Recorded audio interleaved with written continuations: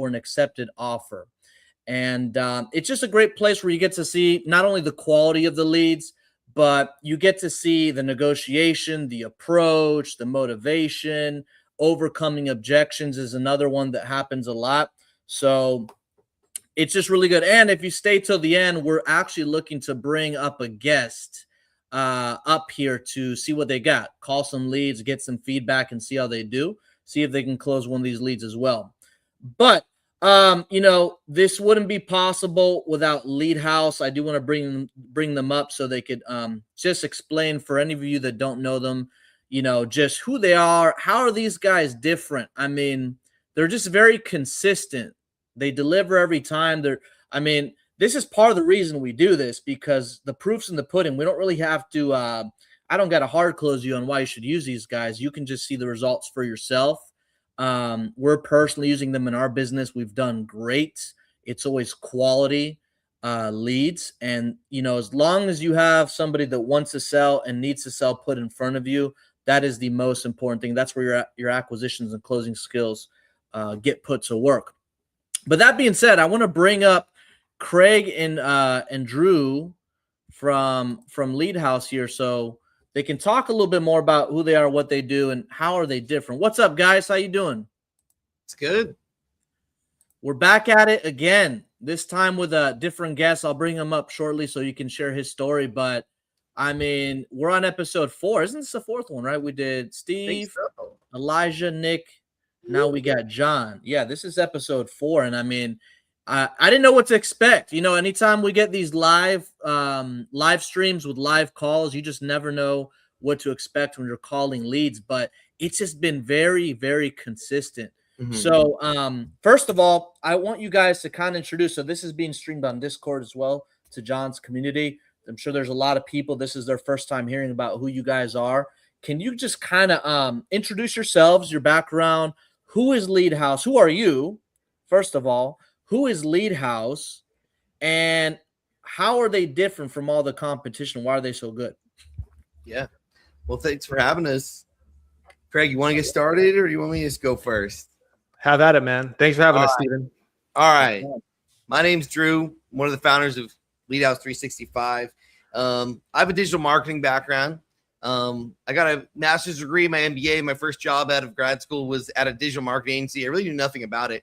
And I started doing SEO, pay-per-click advertising for local dentists, lawyers, landscapers, things like that.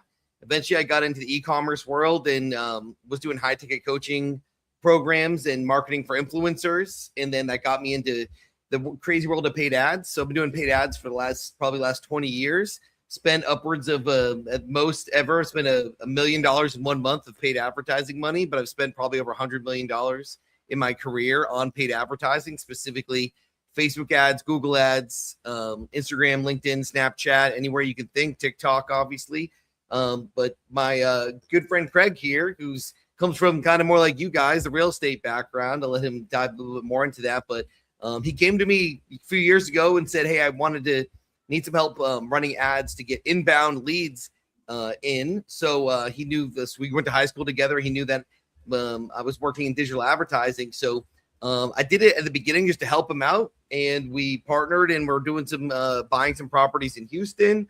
And then it came to the point where we were like getting such a good product. We were like, this might be something, a business here where we could offer this to other people based off what we saw in the market. There was really nothing that really could live up to the results we were getting. So that's kind of what brought us to start Lead House. And I'll let Craig talk a little bit about his background. Yeah. Hey, what's up, guys? I'm Craig, Lead House 365.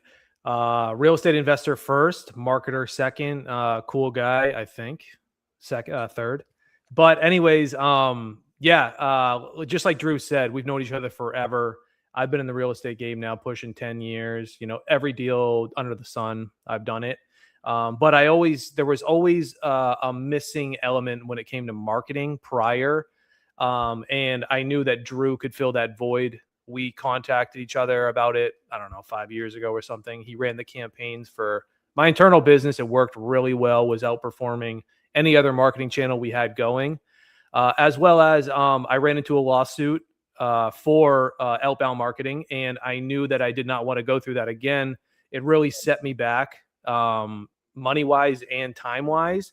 And it kind of like messed the whole business model we had going up. So at that point, we just switched everything over to inbound ad campaigns, PPC, stuff like that. Worked really, really, really well. And then eventually we just, we knew there was a marketplace to put this out there to the public.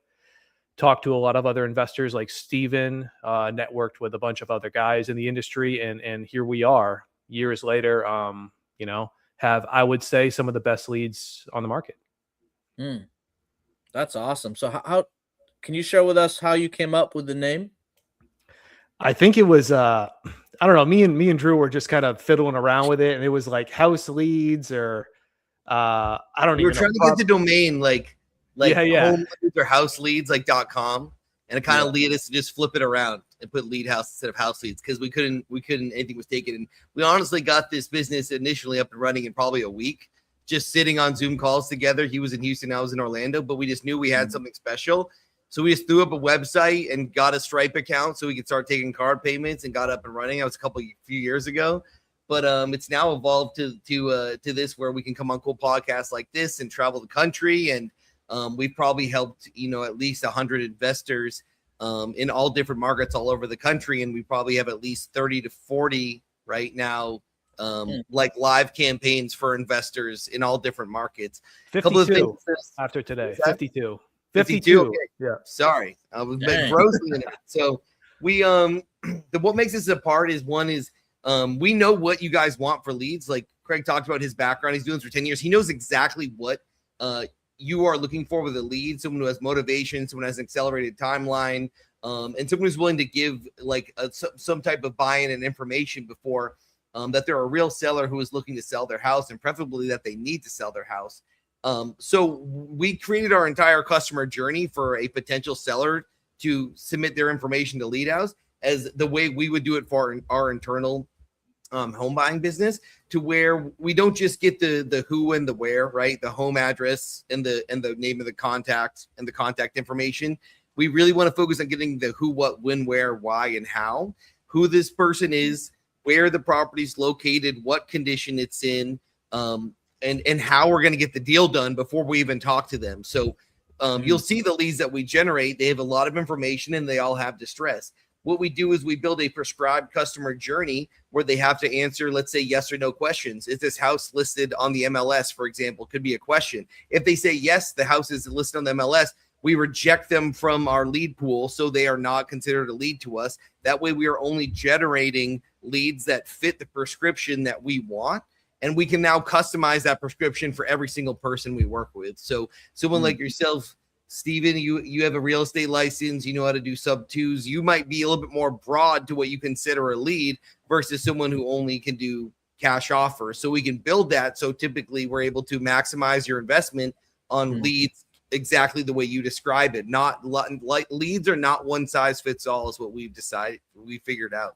It's really depends on your skill level, how long you've been in the game, and what you're willing to do, and how big your team is, and where your market is. Like all those things can have an impact of whether you can get a deal done or not. So we try to build out a customized journey for everyone we work with, and then just using my expertise of being able to run ads on these platforms. The creative we use, I believe, is second to none, top of the line, to where we can get people interested in working with us versus a competitor running ads as well.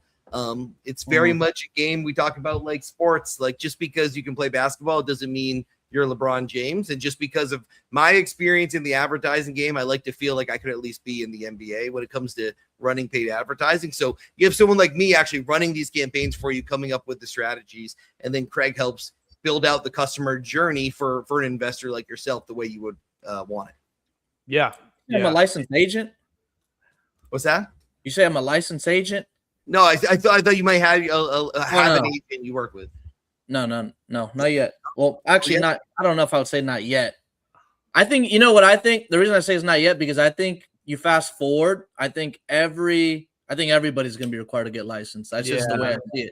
Not now, maybe not soon, but in the future for sure. Some credentials, regulation, something. There's pros and cons, but there's, it is what it is. I work with a bunch of great agents, by the way, that, shout out to all the agents. you work with a lot of agents. Some people don't have those relationships yet, and so they really have to rely on cash offers exclusively.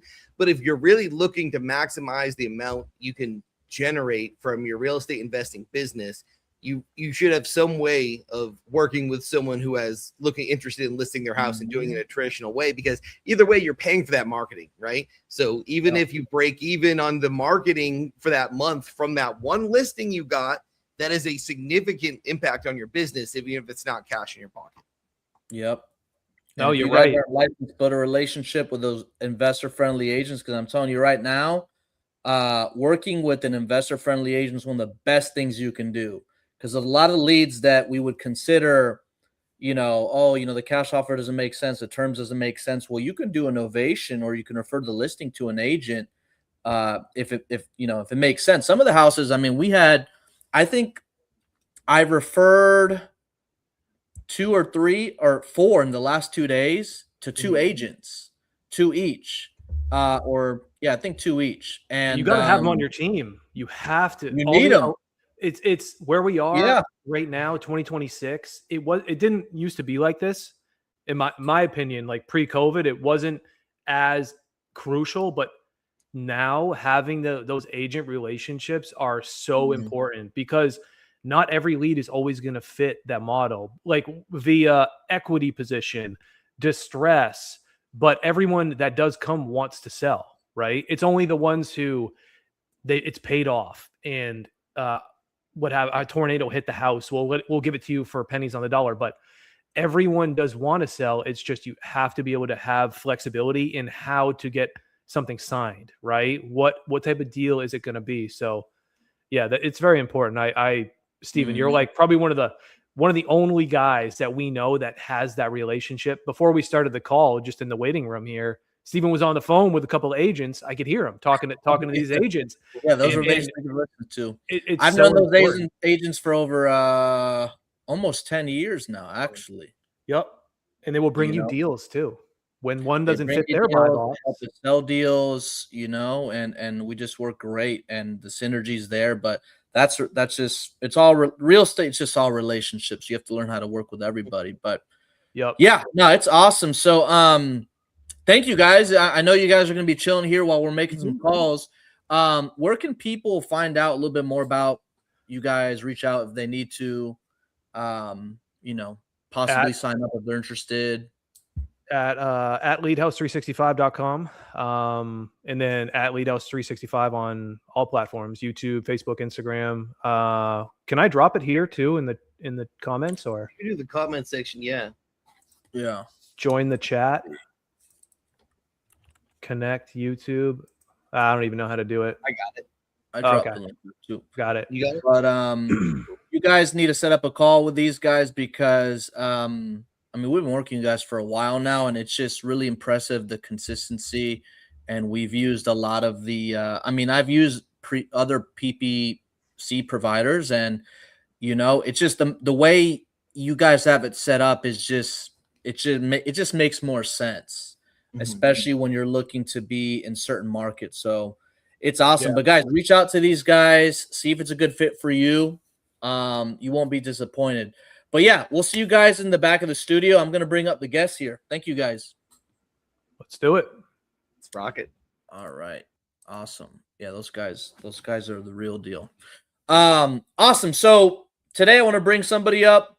I'm going to let them share their story. I actually first met this guy on, I don't know if you guys ever used that app called Clubhouse, when COVID happened and then like everybody was staying home, and the Clubhouse app, I know that Twitter or X has something similar to it now, but there's a lot of, is that still around? Is Clubhouse still around? Is that still a thing? I haven't been on that in a while, but, that's the age. But yeah, I want to bring this guy up. I think he's got a interesting story and a great community. And, he's a connector. There's some people in this industry, they do deals, and then there's some people that do deals and just help. And let me bring him up. Mr. John, how are you, sir? Oh, hold on. I think you're muted. Here we go. Now we're What's up, man? You're live from Colombia, right? Yes, claro que sí. Oh man, you know Spanish too? Hablo español Wow. Well, you y recently got married portugués. and had a kid, didn't you? I absolutely did. Absolutely Wow. did. What a Shout out to blessing. my What kind lovely of wife. Yeah. Dude, isn't marriage the best thing? It is. It is a beautiful It's the best thing. I thing. strongly recommend it to everybody. Yeah. Get yourself married to the right person and start a family Mhm. ASAP. ASAP. I owe a lot of my success to my wife and my children. I don't think without them I'd be here. There's no way. And they just level you up in a different way. So it's really cool to see other people like yourself, do the same thing and just crushing it. But man, so can you kind of introduce yourself to the people? Who are you? What's your background? How did you get into this? Why are you in Colombia? What's going on? Loaded question. Loaded question. Well, a little bit about myself. I'm 25 now, but I actually got started in real estate back around COVID time. So it was that 2020. That was about the end of 2020. So that's where I met Steven on Clubhouse, like you were talking about. And that since pretty much disappeared. I don't use Clubhouse. I don't think anybody's even remembering what Clubhouse is. And a lot of people, I guess they're on Twitter, but most of them are on Discord. So I actually started a Discord when I first got started in real estate before I'd even closed the deal. And I just started documenting, my journey, everything that I was learning and sharing it, with the community. And it's absolutely free to join. Anybody can come and join. The link is discord.gg/REIRev. We got a whole marketplace as well for people to submit their deals or motivated sellers that they can post to at reirev.com. And it's a great opportunity, get in front of people that are just as motivated and just as active as you are in this industry. We got agents, a super diverse community. You were just talking about those agents. You got to have an investor-friendly agent for those innovations. Absolutely true. And this is a great resource for you to be able to find those people. There are guys in here specifically that do agent referrals. So you're going to get a verified agent. Lenders, landlords, flippers, other wholesalers, you name it, you're going to find them there. But I got started around 2020. And I mean, it's probably the same story as everybody or some of the people that are watching right now. At one point I was flat broke. I had absolutely no idea, how I was going to change my life, but I knew that, I was destined for more. For me, my heart was in real estate. I look around and I see these buildings. I'm in beautiful Medellin right now, and I see these buildings, and I know that one day I'm going to be the one constructing them. I'm going to own these, and that's what we're working towards. And I tried a whole bunch of different businesses. I was always an entrepreneur. I always knew that, the 9-to-5 was a scam. School was a scam. Going to college was a scam. And I just decided, I'm going to figure this real estate thing out. And that's exactly, what I did. Shout out to Brent Daniels, one of the guys that has put on a lot of people. I know you've got a podcast with Brent. That's another. I think, I think he's next. Spoiler alert. I think he's next. Well, he should be back in town. Hopefully, I think he is, but he should be coming on this the show soon. He was on the deal desk a while back. He's just a great guy, and he's crushing it. But amazing. Yes, absolutely. Shout out to Brent, such a go-giver in the community. And that's really where I got started. I found out about wholesaling, and I spent some money, on a mentorship program that I didn't really feel pushed me, in the direction that I wanted to go. A lot of people, usually when you pay for a mentorship, right, you get plugged into this community, and that's kind of the program, right? And I decided, to join one, and I didn't feel like I was really being taken seriously. So instead of, begging for a spot at the table, I decided to go create my own. And that's how REI Rep got started. And it's absolutely free. Like I said, the people that stick around are really just doing this business. They're closing deals, and that's really the ticket to entry, because what you'll learn, especially if you're just getting started in this business, it is a lot more difficult than what people want to make it out to be, right? It's going to demand a lot from you, especially if you have no sales background, no marketing background, which is, I think, really great that you guys are bringing on, Lead House and having us call some of their leads, so we get a chance to actually see what the quality of these leads look like in comparison to, maybe some of the other marketing channels, the outbound cold calling, the SMS. And you can actually see, in real time what the motivation sounds like.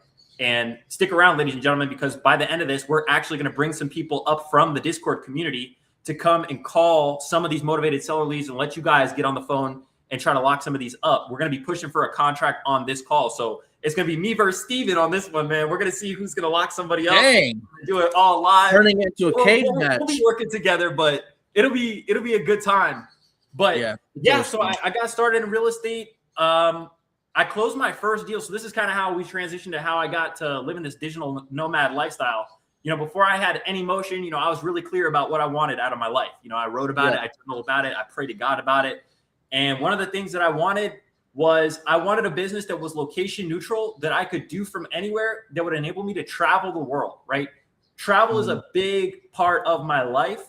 I'm from the United States. I'm born in Silver Spring, Maryland, but I live all over. You know, I'm not staying in one place for too long. You know, I ended up driving for dollars. So I took Brent's advice. I drove for dollars. I made a list with Deal Machine, and then I literally skip traced one by one. Didn't have any fancy software, really nothing beyond PropStream, Deal Machine. I used that to get the list, and an Excel spreadsheet, Google Voice. Started hammering the phones. And I can't tell you, you know, it took me 9 months to get to that first deal. And knowing now what I do know, if I had known then, I would say, do not waste your time cold calling, right? You need to be spending your time talking to people that actually want to talk to you, because every minute that you spend talking to somebody that's not interested in having this conversation is a minute lost, right? So that's, again, why this is so important, that we're going to hop on and show you what it actually looks like to qualify and talk to people that are actually motivated, so that you're not wasting your time talking to these people that are trying to rush you off the phone. We're going to have quality conversation with people that are actually actively engaging in our conversation, telling us about their situation, and are open to receiving our help in our service, right? So yeah, fast forward 9 months of pounding the phones, following up with sellers. I closed my first deal. I made $15,000, and I decided I was going to burn the boats. And I got a one-way ticket to Buenos Aires, Argentina. Wow. And I decided that's where I'm going to learn Spanish. You know, I completely immersed myself in the culture. I went without really knowing much. You know, shout out Duolingo for putting me onto some words, but it's a whole other experience, you know, getting out there, and like, you actually got to interact with people now and learn how to fit in, you know. And it's been an amazing life that I've been able to be blessed with, you know. Absolutely amazing. I've been able to do this full time. And that has afforded me the luxury to continue to travel, support my family. After Argentina, I traveled to Colombia, then Ecuador, then Brazil. I taught myself Portuguese. I ended up meeting my wife. We got married. Fast forward like a year later, now we got little Junior running around. He's 7 months, about to be 8 months old. Today's our 23-month anniversary, my wife and I, of marriage. So wow, congratulations. Thank you, brother. Thank you. So life's great. This business has been able, you know, to create a lot of opportunities for me, and especially, you know, the community as well. You know, just being in proximity with people, you'd be so surprised just by being in the right room and in proximity with the right people, the types of opportunities that present themselves. So I'm excited. That's a little bit about me and where I came from, and, you know, where I'm going, right to the top with all of you. So I'm excited. Thank you all for joining us. And Steven, that's awesome. Dude, that's awesome. Thanks for sharing that. What a story. So I mean, Craig said the stove is hot, man. I mean, this is probably, just to let you know, I know this is your first one, but this is probably the most leads we've had. I'm telling you, you cut this list in half that we're looking at. That's what we've worked with. So, you know, guys, just like anything else, when it comes to live calls, we just don't know what we're going to get, what we're going to run into. But regardless of what happens, it's just a great opportunity for you to learn, especially if you're starting out. You need to be involved. Or even if you're experienced, there's always something to learn from somebody else. Even, you know, as good as I am today, I still consider myself a student. And then there's always something to learn from people, right? The moment you stop, you know, you start thinking you know everything is the moment you stop growing and learning. So always be open, take bits and pieces of what you may see here today, and you'll definitely see the quality. But you ready to get started? Born ready. Let's go. All right, let's go, man. So the guests always go up first. You can pick whatever lead you have here, and you can go ahead and call it. You're calling from your phone on speaker? Yep, I'll call from my phone on speaker. Okay. And I'll put it up to the mic. Make sure you guys can hear. ladies and gentlemen, in the Discord. Let us know how many of us are fired up. I want to see the Discord chat go crazy.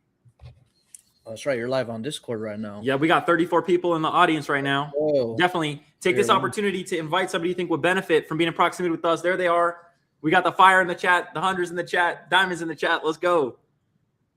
Let's go. All right, I'm going to just pick one. And I'm going to also, if possible, show you guys, how I'm going to actually work the lead in real time, right? So they're going to see like how I'm comping the deal and everything, if that's cool. Is it possible if I share my screen on here? Is that a possibility or? I don't know. Can you click that little plus sign on the bottom? Let's see here. Just know whatever address you call, the whole world's going to see it. Yeah, that's fine with me. We're going to lock it up right now. Dang. All right, let's see. So I'll put this on the side. We'll get this going here with the StreamYard. Beautiful. All right, ladies and gentlemen, let's see if I can hit that plus button so the stream replay can see.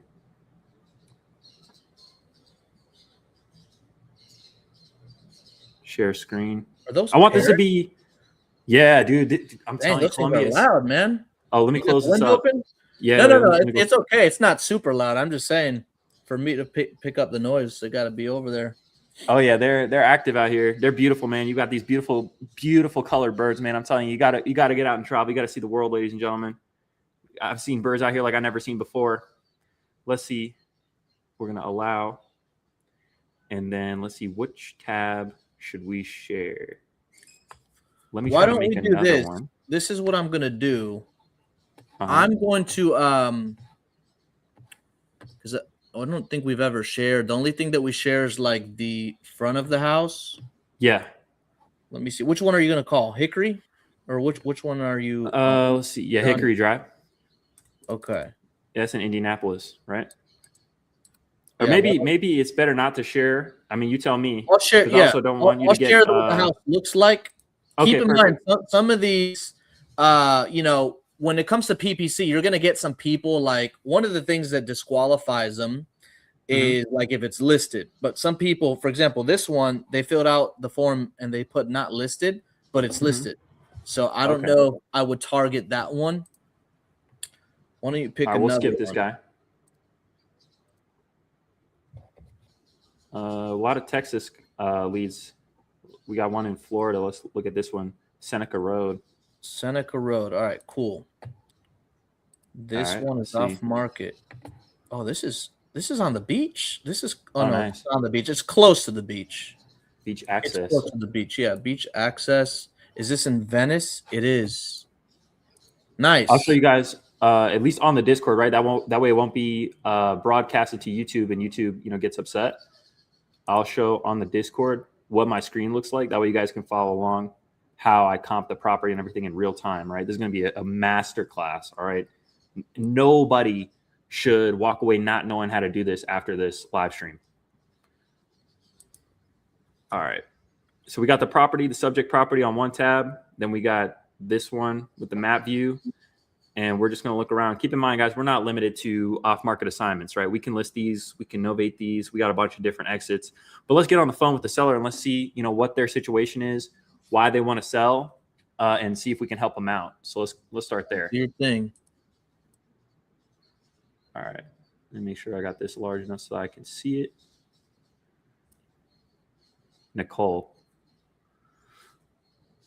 Let me know in the chat, ladies and gentlemen. Can you see everything?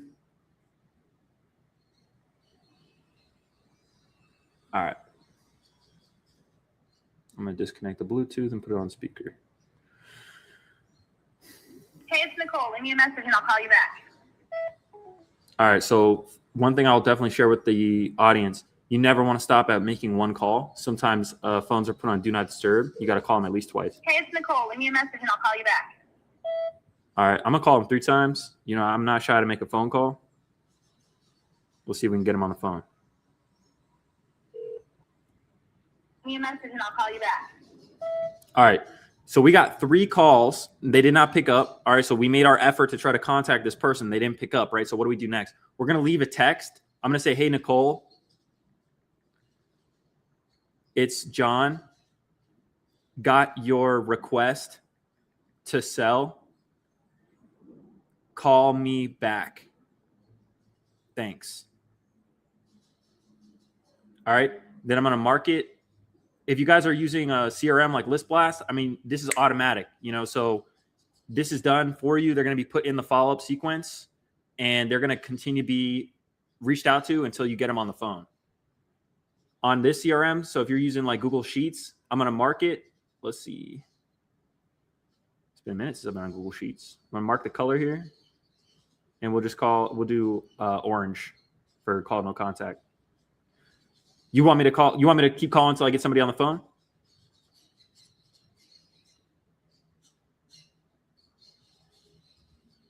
Did I lose him?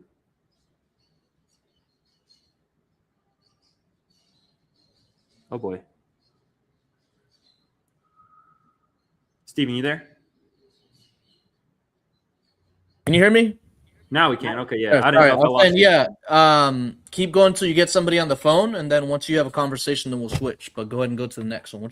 Which one do you want to call now? Let's try. So the Indianapolis one, that one was on market, right? So we can mark that as red. And then I don't like Louisiana. Let's try Kentucky. Briarwood Drive. Let's take a look at Briarwood. All right. So again, we're going here, Zillow. We got 2 tabs. We pop in Briarwood on one of them. Briarwood, Kentucky. All right, cool. I'm going to duplicate it. Oh, I got the main view for the subject property. Zillow, this is important too. Zillow might not have all the information for the property, right? So we might have to look at like Redfin or PropStream, see if anybody else has it. But I say it's still important. You got to get on the phone with this person before you do way too much research. So we're calling Denise. Let's get on with Denise here. 270.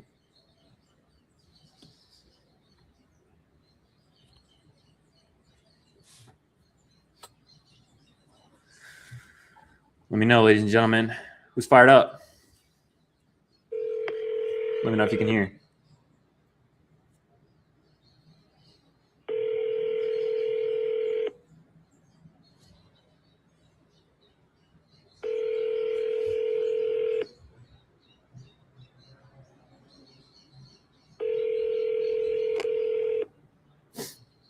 At least this was ringing. Your call has been forwarded to voicemail. The person you're trying to reach. So no answer on the first call. All right. We're going to call him again.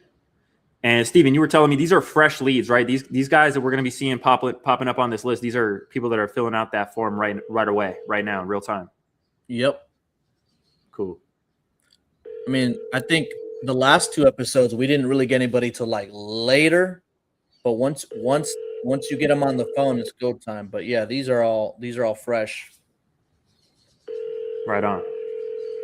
Just so that people, have a understanding of like what this looks like. Your call has been forwarded to voicemail. All right. So call twice. I'm gonna call one more time. I don't mind to call 3 times. We want to get them on the phone. Dang, look at some of these are death, need new location, inherited, going to military, don't need, move to the country, divorce. There's a whole bunch of.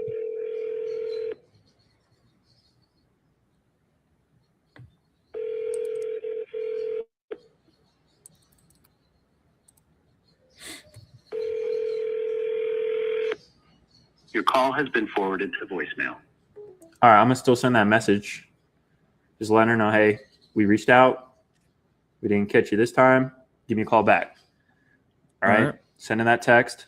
And again, you want to get set up with a CRM where this is done for you, right? Automatically. Denise. Hey, Denise. This is John. I got your request to sell. Call me back, please. Thanks. All right. We'll mark Denise. Called no contact. And we're moving on to the next one. What's the next one? Let's look at the motivation. PA, where's this one at? Relocating. Kelly. Let's talk to Kelly. Kelly on Dole Road. All right, so I'm gonna pull it up. That's in, I don't even know how to pronounce that. Wyalusing. Why are you losing? Got it. All right, let's take a look. Wyalusing, PA. Beautiful. I like the price points of these homes so far, right? They're plus, they're above 200K. That's where you're going to see the fatter rips on these deals, ladies and gentlemen. A lot of people don't really know this, but if you're, trying to work these deals sub 100K, you're not going to be getting, even close to 50K assignments, right? So if you want to get closer to those 50K assignments, you got to be 200,000 and above, just so that you guys understand. All right, let's take a look at this one. All right, let's get Kelly on the phone. 570.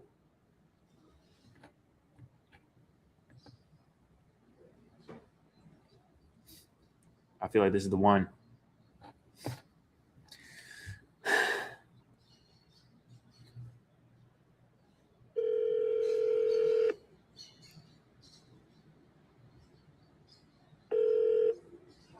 Kelly Chilton.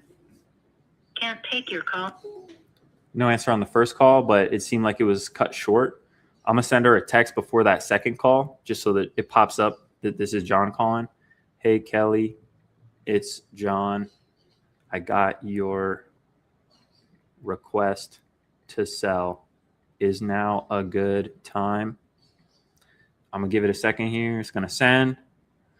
Bada bing, bada boom. She's probably received it by now, and I'm calling again. That way, you'll be surprised. I'll tell you the hack after this if it picks up. It's going to say maybe John when I call.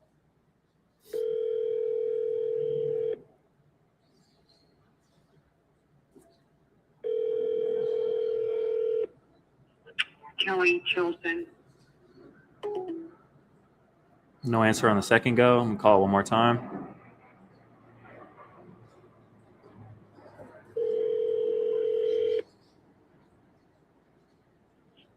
Hello. Hey, Kelly, this is John. How are you? Good. Good. You have an answer? I'm sorry? You have an answer? About what? If we got an offer. Well, actually, this is the first time we've spoken, but I did get your request to sell for that property on Dole Road. I wanted to talk to you about it. Is now a good time? Well, I'm actually on the road, so I might lose service. Can you let me see what time? Well, no is it? worries. If we lose service, we late. could try to reconnect a little later, but tell me a little Okay. bit about it. What's got you kind of thinking about selling? We're relocating 700 miles away. Where are you headed? So, South Carolina. Okay. But so that's why. But it's a 4-bedroom, 2.5 bath. The only thing that it really needs is like new floors in the living room and kitchen, like new linoleum or LVP. Mm-hmm. And that would be it unless they want to paint a different color. I don't know, but it put a new roof on it last year. The main upstairs is 2-story with a full basement. The main upstairs is where your all 4 bedrooms are and your 2 full bathrooms. Of course, one attached to the master. And that's your usual separate shower with a garden tub separate. And then there's another bathroom, a regular bathroom for the other 3 bedrooms. And then there's a little like nook out in the hallway where you can put like reading books and a desk or whatever. And downstairs is a half bath, a kitchen with a breakfast area, a full formal dining room, the staircase upstairs, an entryway with 2 closets, one on each side of the entryway, and then a large living room that's kind of split. So it's like one side supposed to be your living room, the other side is your family room. And then there's a basement with a concrete floor, but it does have studs and insulation and electricity and lights. So all you have to put up is drywall if you want to make a room. Mhm. Or you could keep like a weight room and a tool room or whatever, like my husband did. And there's a Bilko door, so you walk up the steps and out the Bilko door to get out back. Mhm. It's 31.93 acres plus or minus, and there's fencing for a couple acres of pasture field for livestock, cows, pigs, horses, whatever. Because that's the thing up here in the country. Sure. So yeah, we have neighbors, but like not if you're butt neighbors. Mhm. And it can be subdivided. It was subdivided once, many, like 50 years ago, I guess it is now, but, or it could be split into 3 different properties if they wanted to do that, so. And there is a small gas pad on the corner of the property. Mhm. What do you Oh, think? and we have gas to the basement, and there's a gas fireplace down there right now, that we use, so. What do you think you'd be looking to do with this? I mean, are you kind of thinking you'd rather sell it to an investor and sell it as is? Or are you kind of looking to think about listing this with an agent? What options have you kind of explored so far? We're kind of looking just to sell it, like, to an investor or anybody that wants it, like, for what they're willing to pay for it. Mhm. We prefer not with a realtor because we don't want to wait, like a couple months or whatever. We just want to get over and going right now. Sure. Yeah, I mean, if you're going to sell to an investor, obviously it's going to be an investment for us. So we're not going to be able to pay you, the most for it. If you were to list it with an agent, the trade-off is, like you said, you're probably going to wait a while. But if, let's say, somebody that wants to live in the property, they go and get an appraisal done. Next thing you know, now they want concessions. They're asking you to make repairs. Do you think that you'd want to put anything into it, or are you just kind of looking to sell it as is? As is. Okay. All right. I'm also, while we're talking, I'm just getting an idea of kind of what's available right now, what's recently sold. And then I also look at kind of how long, that's going to take. How long do these properties sit on the market? But did you kind of have an idea of what you were looking to get for this? Well, $499 was our number, so. Yeah. If we were to list it with a realtor, so. Right. Because the house kind of like almost behind us just sold for $479 with half the acreage. Yeah, I'm looking at that one. That one's on. The house is smaller too, so. Yeah, I was looking at that. That one's on Dolan Road, correct? The one that went 475. Yeah, that was the first one that I pulled up. Actually, I saw that it sat, for 3 months before it went pending, and then it looks like another month. So total 4 months before it actually closed. I mean, what type of timeline are you all on? Do you have 4 to 6 months to wait around, to get closer to that number? We hope not. Okay. How quickly do you think you might be looking to get this sold? Within a month. Okay. Now I know you guys are already moving. Have you already moved everything now? Are you guys already there, or do you have anything that you need to take with you? We have not moved everything out of the house yet, so we have to get a U-Haul and move it, but we could do it. Okay. So you think maybe 45, 60 days will be enough time, for you all to comfortably get everything you'd need? Oh, yeah. Yeah, that's plenty of time, yeah. Okay. Well, I'll tell you this. While I've got you on the phone, is there anybody else that we need to include in the conversation? If we were going to make a decision. My husband's right here. Okay, perfect. He's on the deed also. What's his name? Joel. Joel. Pleasure to meet you, Joel. This is John. Hi, how are you? I'm well. How are you? I'm not bad. Good. Well, hope you all are doing well. You're about to move to South Carolina, so that's got to be exciting. Okay. He has family down there. Okay, that's nice. Well, I've got an idea of kind of where I think we'd probably need to be at, for us to be able to realistically get this done, within, a 2-month period. Okay. Obviously, that number is going to be lower than if you were to list this yourself and wait, Right. the 4 months, right? So that is going to be the trade-off. Now, do you have a mortgage or anything that you'd have to take care of in order to get this sold? Yeah. Okay, where is that at? PS Bank in Wailusi. Okay, do you know what's left on the balance? It's around 219, 220. 219, 220. Okay. Well, I think that we could probably get something done, and I mean, you'd definitely be able to walk away with something.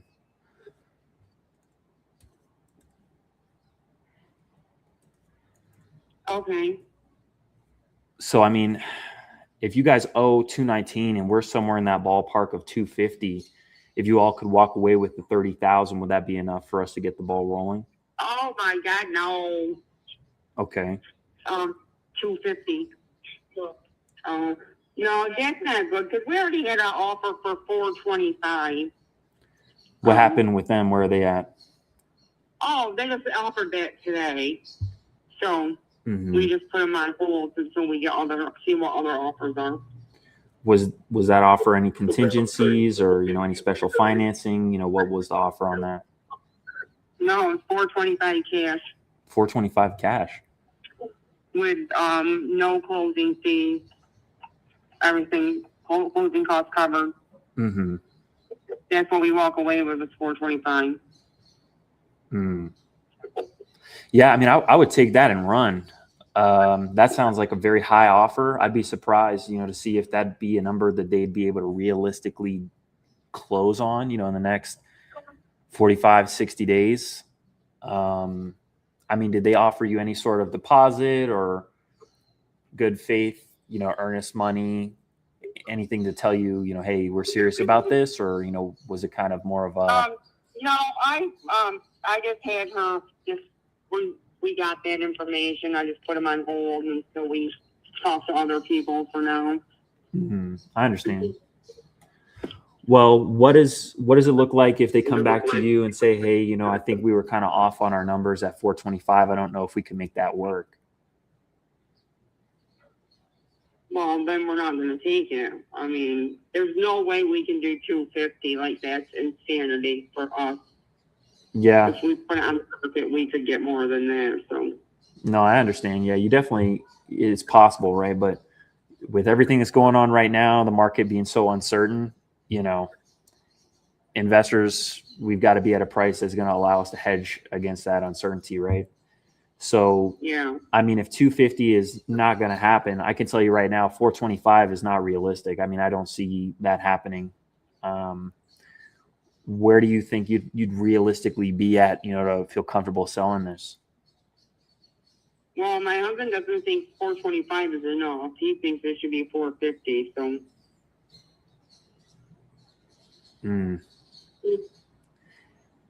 Yeah, I mean, I would suggest listing it. If you're trying to get closer to retail, and you know what the trade-off's going to look like, right? You might sit for the next 4 months, and if that's what happens, that's what happens. If you're trying to get that higher number, right? But if you all are really looking to get this done, in the next 45, 60 days, we've got to work on that number. Yeah, I just don't think we could do that right now. I mean, if you want to text me your name and company and number, and with that offer, and then we can keep it in the back of our minds for right now.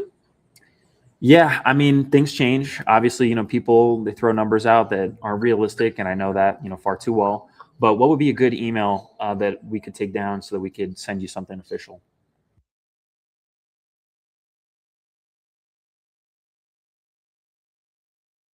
Okay. At gmail.com.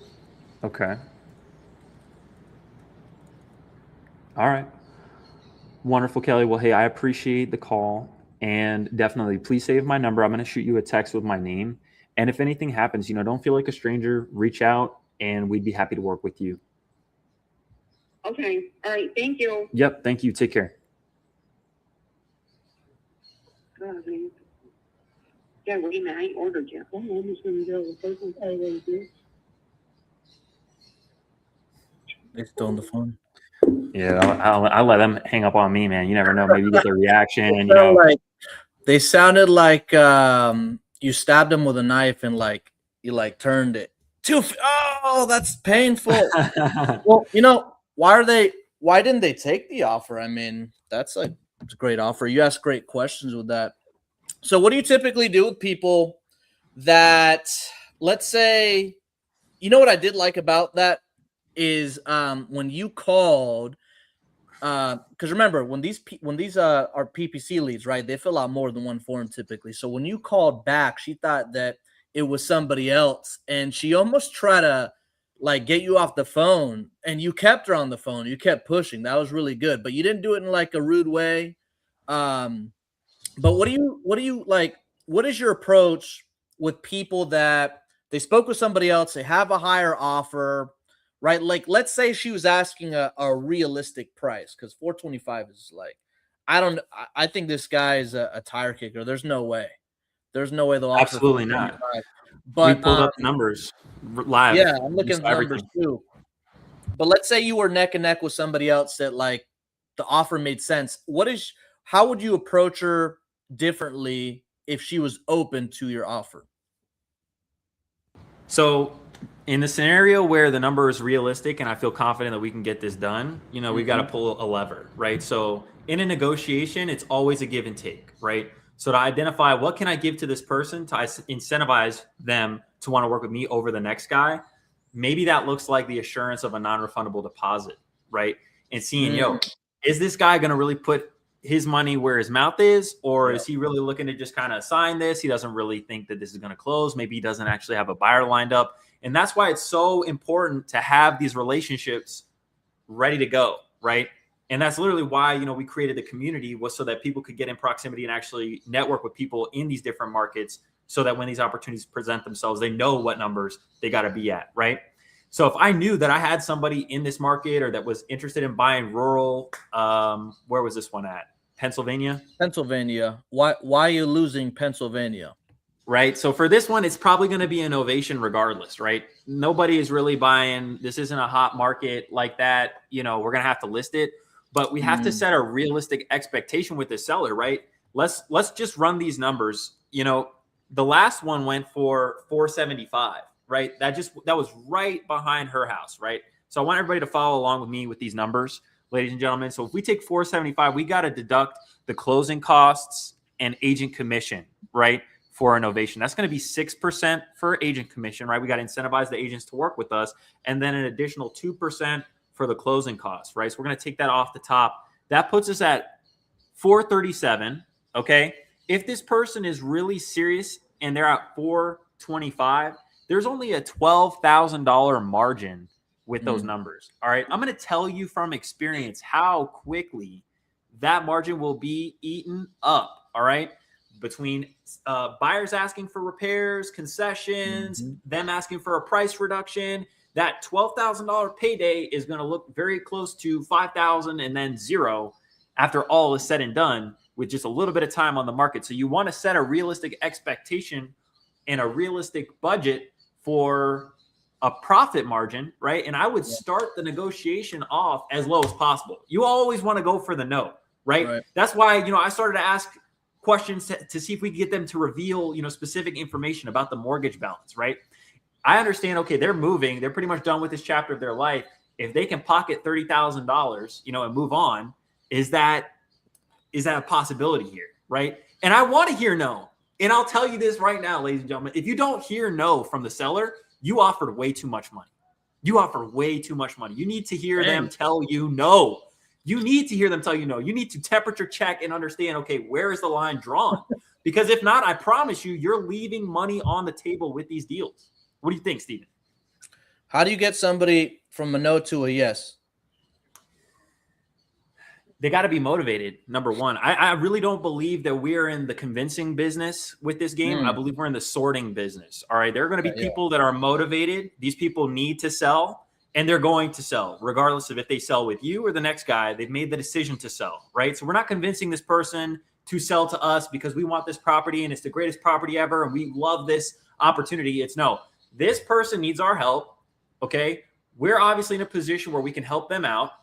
And are they going to work with us at a price that is allowing us to get this deal done the way that we need to, right? With whatever exit that looks like. Some of us are flippers in here. Some of us are real estate agents. Some of us are wholesaling. Those numbers got to look different for each and every single one of us. Each of our exits are going to be different. Each of our offers are going to be different. And it's got to fit your model. And if it doesn't fit your model, this is where people get into the, oh, well, it's a volume game. It absolutely is a volume game.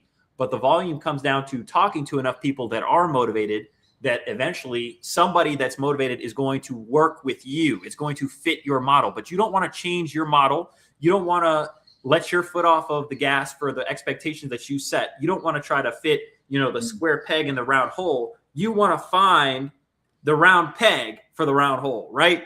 So that's what we're going for. And that's really the expectation that I'd set. And I think I did a pretty good job. I'm totally open to feedback. I'd love to see. I'm going to bring up what the Discord says here in a second. But that's what I would say. And don't get personally attached, to any of these leads. Don't be emotionally invested in any of these leads. Yep. That's one thing that I've learned about this business. Every single seller has a sad story. You have a sad story, right? Everybody has a situation in their life that they're dealing with, right? But that's not going to change the value of this home to an investor, right? So be mindful of that when you're negotiating with these sellers on the phone. No, I love that. I love how you said we're not in the convincing business. I was just talking about this earlier today. It's not our job to convince somebody to sell to us, right? It's up to them to decide who they want to move forward with, but it's our responsibility to show how are we a better option than the other person. But I'm not going to force somebody to, I can't motivate somebody to motivate, to be motivated to sell a house they're not motivated about, if that makes sense. Absolutely. But no, that's great, man. Sweet. So it's my turn now. Yes, sir. Awesome. All right. Well, let's see what we got. I like this one in Texas. Wife passed, too big for me. A single man just want to sell and get motorhome and travel some. I think this and bad major repairs needed. All right, cool. I know we're dang, it's already 5:05. That's crazy. So I'm gonna get to it here, man. Hang tight. We'll see how this one goes. Then we got you the next one. Awesome. All right. So we got this one in Texas. We have a list here. I know you guys can't see the list, but we have a list and we can pick and choose which one. I look for the reason. This guy put a very long reason. So let's pull this up and let's see. Let's see if he picks up the phone. And then I'm going to share. Let me share that there. Okay, perfect. All right, cool. All right, cool. So this is the property in Texas. Bad major repairs needed. Let's just call this guy. Let's see. Actually, you know what? I'm gonna see if I can share my whoops. I'm gonna see if I could actually share the audio from the computer just so it's a lot more clear. So let me just add this guy right here. I'm gonna call his number. Mr. Parker.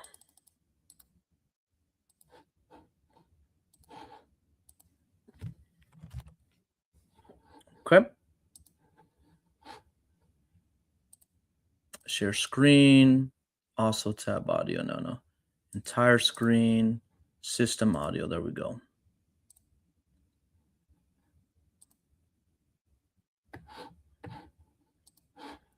All right, cool. Let's see if he picks up. Oh, dang. Hold on a second. Please.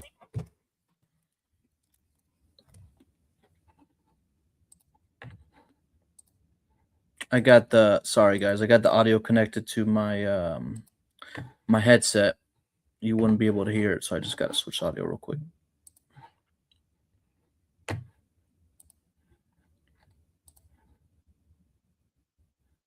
There we go. All right, let's try again. Make call. Mr. Parker. You hear that okay, John? That ringing? Okay. Dang. Let's hope he'll pick up. All right, let's call him again. And if he doesn't pick up, he'll get text. This guy's going to get blown up. So when a lead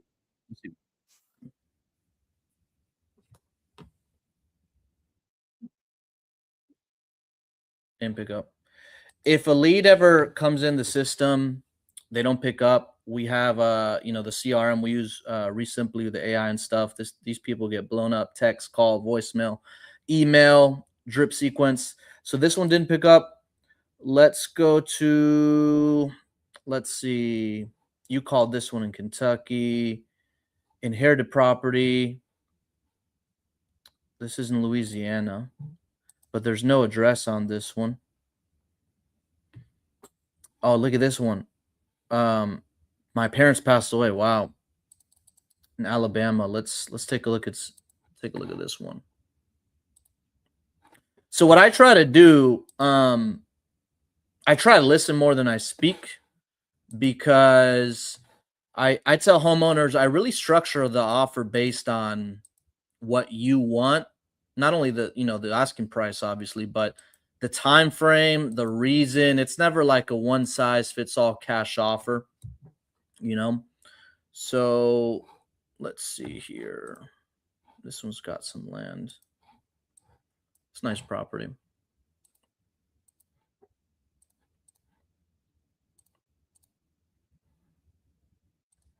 All right. Deborah. All right, let's call Deborah.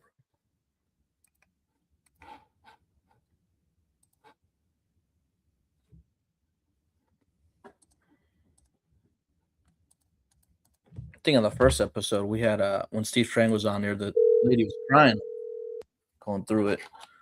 Hello, you have reached the Land of Oz, the home of Dorothy, the Lion, Scarecrow, and Tin Man. All right. Let's try calling her again.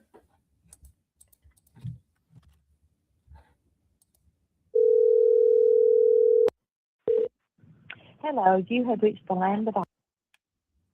All right, no answer. Let's go to, let me check this one off. Let's go to, this one's relocating. The mortgage keeps going up and I can't afford it. Wow. Jefferson City.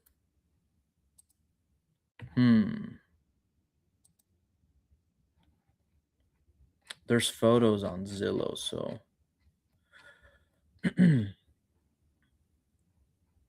Was this just listed pending sale? Oh, this was 3 years ago. That's okay.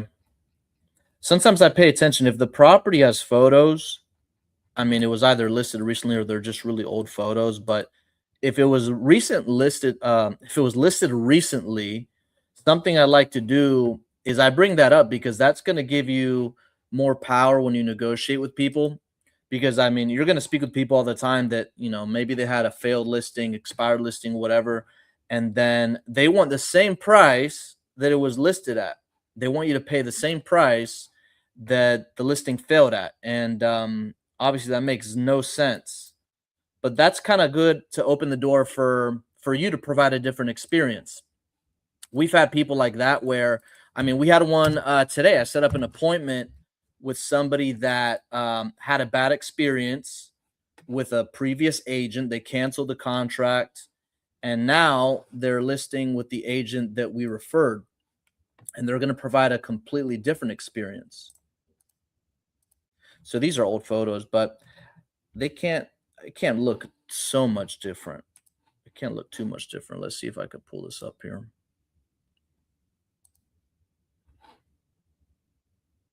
Okay. All right. Mortgage keeps going up and I can't afford it. Mr. Adam. All right, let's call him.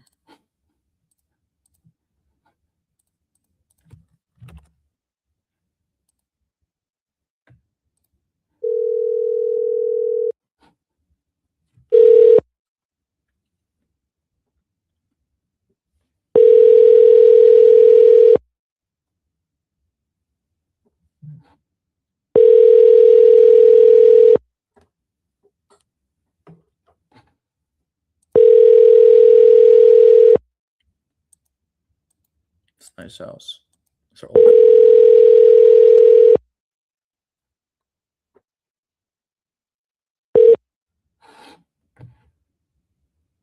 Please leave your message.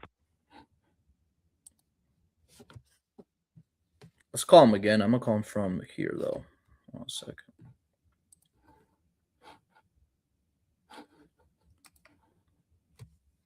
Adam.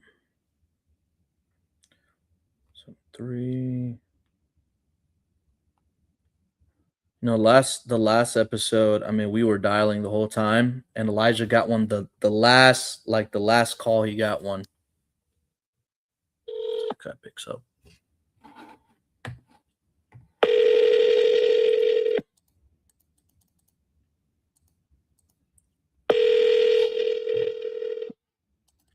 I'm gonna take a look and see. Please leave your message. Just want to take a look real quick. I'm curious to see. You know, I use prop stream, so sometimes it'll give a decent estimation. Oh, it's not going to show anything. All right, let's go to next one. So we called this one. They didn't pick up the phone.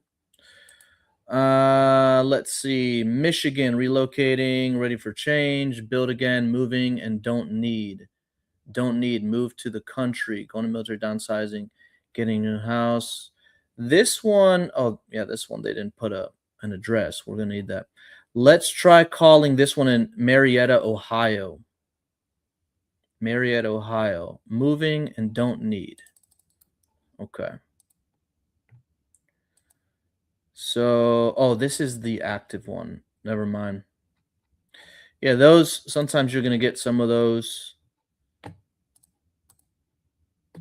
Okay, so I'm going to cancel that one. Let's see. Don't need. Let's call this one Weston, West Virginia on West 4th Street. West Virginia. So there's an exact address in Texas. There we go. Dang. This house looks messed up. That's what we like. All right, let me pull this over here.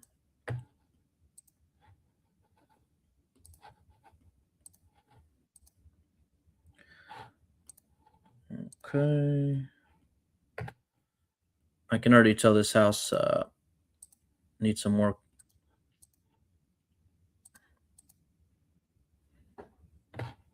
All right. Looks like there's a shed on the side. Oh, man, look at that. That's what we want. All right, cool. Let's give her a call. Violet.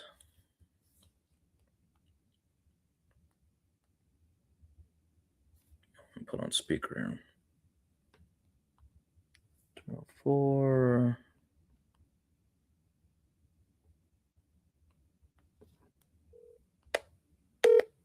Dialed is not in service. Oh man.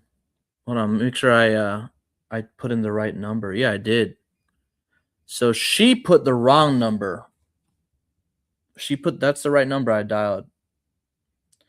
So that happens sometimes too. I mean, that's worth skip tracing later on. This house is messed up. Let's go next one. Downsizing, getting house needs inherited, divorce, time and money. Wow. Okay. Kenner, Louisiana with Mr. Adam. This looks like a nice house. Yeah, this looks like a nice house. You can get nice houses too. As a matter of fact, if it's a nice house, I actually talk worse about the cash offer depending on the reason they want to sell. And I know that kind of sounds the complete opposite of what some people want to do, but I don't focus on the cash offer all the time. Because if it's a nice house, I'm automatically thinking, well, they probably want full market value. And if they have time and they're not super motivated, well, then I know then I have an option for a novation or potential terms. If the person's going to use the profit from the sale of the house to purchase another one, I start talking bad about that as well, because, you know, they're going to expect somebody to try to hard close them. They're not going to expect somebody to talk bad about the offer. But when I close those two doors, it leaves one open for the novation. And then I want to tell you guys a strategy, maybe in a little bit later, what's really been working and it's almost like a fourth option a lot of people don't do, and it works. It works amazing. It's something you guys can implement as soon as tomorrow. All right, so this one, yeah, this is a nice house. So let me see, where am I at here? Divorce, time, and money. Wow. All right, let's go ahead and call this one.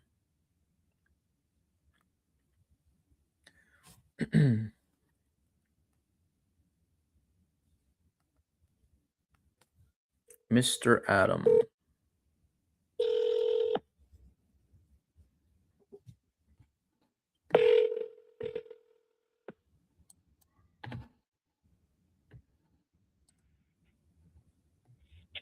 Hello, it's Adam. Hey, Adam, this is Steven. It looks like you filled out a form to get an offer on your property on David Drive. Did I catch you at a good time? You did. I talked to somebody. What company are you with? I'm with ARC. Okay, it's a different company. You probably filled out a few forms. Yeah, I just spoke with somebody named Andrew, but I think it's from a different company. Okay, no problem. Well, I'd love to give you an offer. Do you have about 5-10 minutes? Sure. Great. So our process is very simple. I just want to ask you a little bit more about the house. I'll go ahead and evaluate the area to see what kind of ballpark we can offer you. Like I said, it takes about 5-10 minutes. And just to let you know, I like reminding people that we are a real estate investment company. So, we don't buy every house we look at. Sometimes I'm not a good fit. And if I'm not, I'm just going to let you know up front so I don't waste your time. Okay. Sure. I understood. Awesome. So I have it pulled up here. Let me see. Oh, I lost it. On David Drive.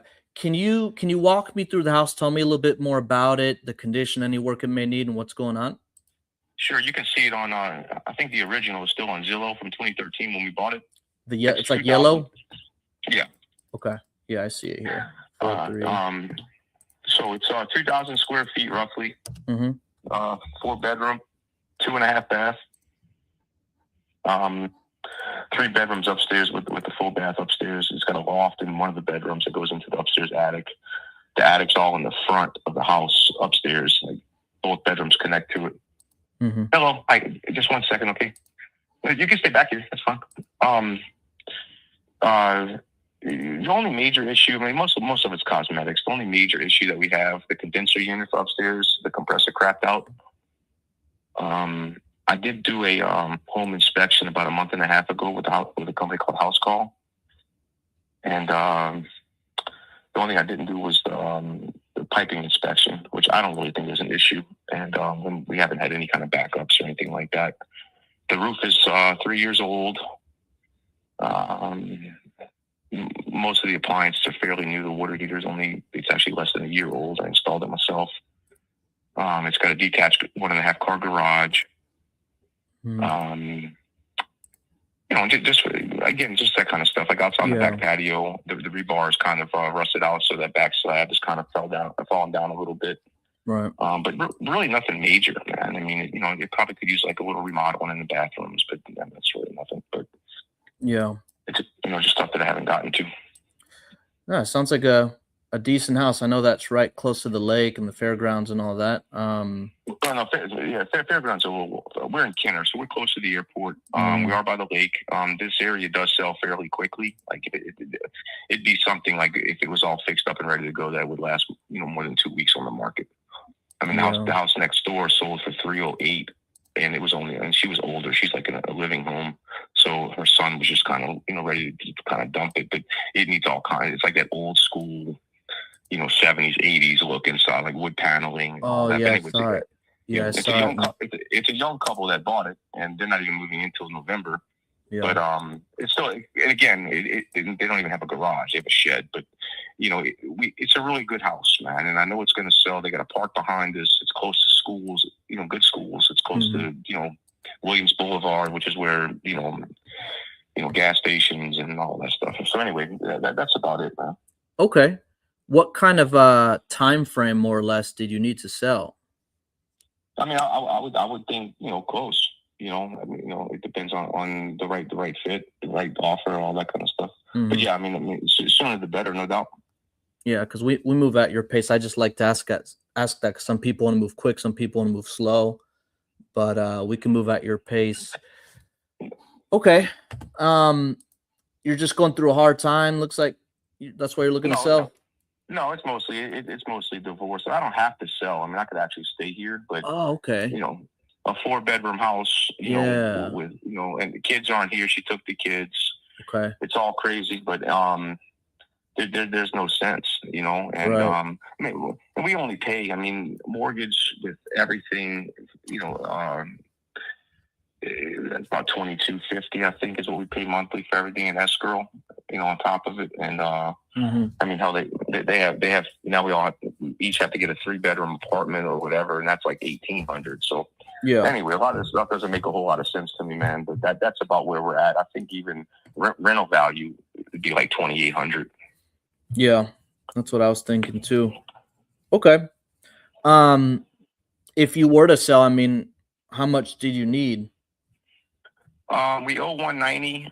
I believe that the house could get $375 easy. You know, with it fixed and, you know, being in the right shape and all that kind of stuff. But we've had offers between $250 and $280. Wow. You don't like any of those? No, it's not that I didn't like them. I mean, I got the first offer. She didn't like it, and then she came with 2 knuckleheads, 2 different companies, and I didn't like them. They were actually offering a little bit more, and I just didn't like, you know, the idea of, you know, and that's another thing. I mean, we're both on this mortgage together, man, and anything I decide, she fights. So she's a hard nut to crack, and she doesn't really trust me very much with anything, which is crazy because you know, I'm not that kind of guy, and I just don't understand it all. But anyway, no, that's it, man. You know, like I said, this other company, I don't know, it's Cash Bar or something company. I don't know what it's. Yeah. 365 or something. Okay. So you were still looking to get around that range if you worked with somebody that you like? Yeah, absolutely. Absolutely. Okay. So 250 to 280.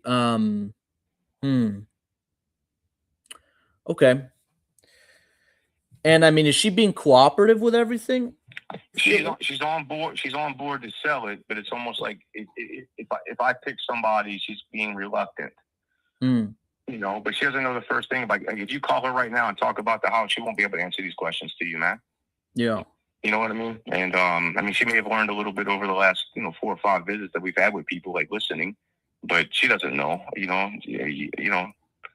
I mean, I do the plumbing, I do the electrical work, I do all of that. You know, not just here, but other places. And so, plus, you know, I've flipped homes before. I can understand it all. I just you get it.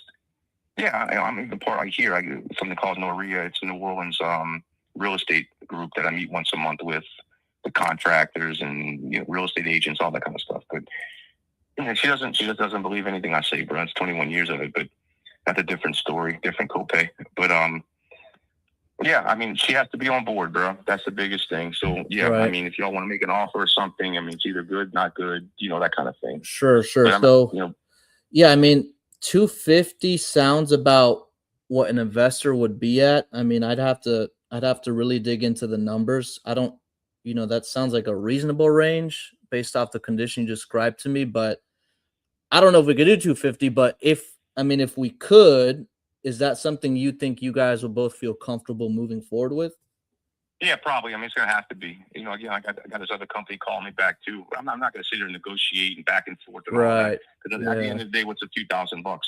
You know, now it's just time to get out. But you know, so that's just kind of how it is, man. You know, and that's, you know, so the lowest we got was 250. The highest we got was 280. She didn't like the 280, so I told her to go with the guy with 250. And you know, and then so it's just like whatever, man. But I'm not going to go below 250. Yeah, I already have offers for that. Yeah, no, but you get it. Like your experience and you're fair. It sounds like you know what you're doing. So, no, that's great. So here's what I'm going to do. I don't want to say yes or no to the 250. I'm going to crunch some numbers here real quick to see if we can. If we can, was this something that you and her were ready to get the ball rolling on? Sure. Yeah, as soon as possible. I mean, that'd be better. All right, perfect. Well, no promises. Let me crunch some quick numbers. Can I call you back at this number shortly? Yeah, call me back. I have a guest over that paints and just to look at the house and stuff. But yeah, call me back. Okay, will do. Thank you, sir. All right, man. I appreciate it. Yes, sir. Bye. All right, bye. This is an easy deal. There's no way. So a couple of things. Let me break this down to you guys real quick.